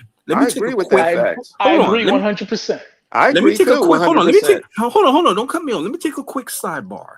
You know they've done genetic studies, right? If you look at East Asians, there's three main groups. You got the Chinese, you got Korean, you got Japanese. They did genetic studies on them. The Japanese are actually descendants of Korean people who migrated into Japan. But guess what? The Korean people are actually descendants of Chinese people that migrated from, I think they would be like the Han people in northern China that moved into Korea. So in other words, there was Chinese people that moved into the peninsula that today we know as Korea, and some of those people branched off and they went eastward, that would be westward. Sorry, they went westward across the Japanese Sea into modern day Japan. Now, do you look at Japanese and Koreans and say, well, y'all just Chinese that migrated, how many thousands of years ago? No one does that. Well, we're talking about 200 years ago. But that's No, my point. I think that's a fair example he's giving. I think he's fair. But that's thousands of years. We're talking about 200 years. No, let's listen. Let's Black listen, Americans who please. aren't immigrants, whether we go by Freeman or we go by FBA or we go by ADOS, we go by DOS, we go by Salon. ADOS is a political organization. People. We aren't Africans. We may have African descent, but we're not Africans. Are you of African descent? Hold on. Just like Japanese. No, are you of African descent? Oh, damn, Shaw, bruh. But they keep doing that to Let me me. finish the point. No, let her finish, and I got to pass it to Jada because I'm going. Just to bed. like Japanese aren't Okay, Koreans, thank you so Koreans much. aren't Chinese. Jada, I didn't say yet. Passport King, you got 30 seconds. Then Jada, then I got to close out. Oh, come on, let me go last, man. Just like Japanese aren't Koreans, Koreans aren't Chinese. They may have a shared lineage distant in the past, but they are distinct national ethnic groups. No one disputes that. They don't dispute it. Guess what? They all eat with chopsticks. So would you just tell a Japanese person, oh, yeah, I eat with chopsticks. You eat rice. You're just Chinese. They would look at you like you was crazy. You might catch hands and feet because they would be insulted. Likewise, the Koreans. Like you're crazy. The problem is y'all refuse for whatever reasons, and it is not always the same. Y'all refuse to accept the fact that U.S. slavery descendants, and again, yes, there's multiple names for our people because different people use different names for different reasons. We are our own distinct group. Even if we have African, I don't think no one's disputing that. We are not. I agree with that part. Yeah, I don't. You see, a Black American, African American, or whatever you want to call yourself, whatever you want to call yourself. If I can just say this, Steinis. I gotta pass the mic to Judy. You want to close out? Go ahead, Judy. Thank you so much, Dynasty. Yeah, I think I've listened to what everyone has to say, and I think what everyone has to say is valid. But there's some flawed arguments from I think Truff Taylor and Pascal King. So first of all, no one is disputing that you don't belong to a group due to your experiences. A lot of these identities that we claim for ourselves are products of colonialism. So Pascal King and Truff Taylor are saying they are Americans, right? They are, they can call themselves Black Americans, African Americans, or whatever, or FBA. But the point is, all those things that you've achieved are due to the colonial experience from slavery. That's number one. In Nigeria, we have a unique experience, right? From colonialism, right? We have our own experience of an achievement and whatever have you, right? That's number one. Number two is, when it comes to ancestral tests, you can never, I'm a scientist, so it's something that I know very well. It's my field.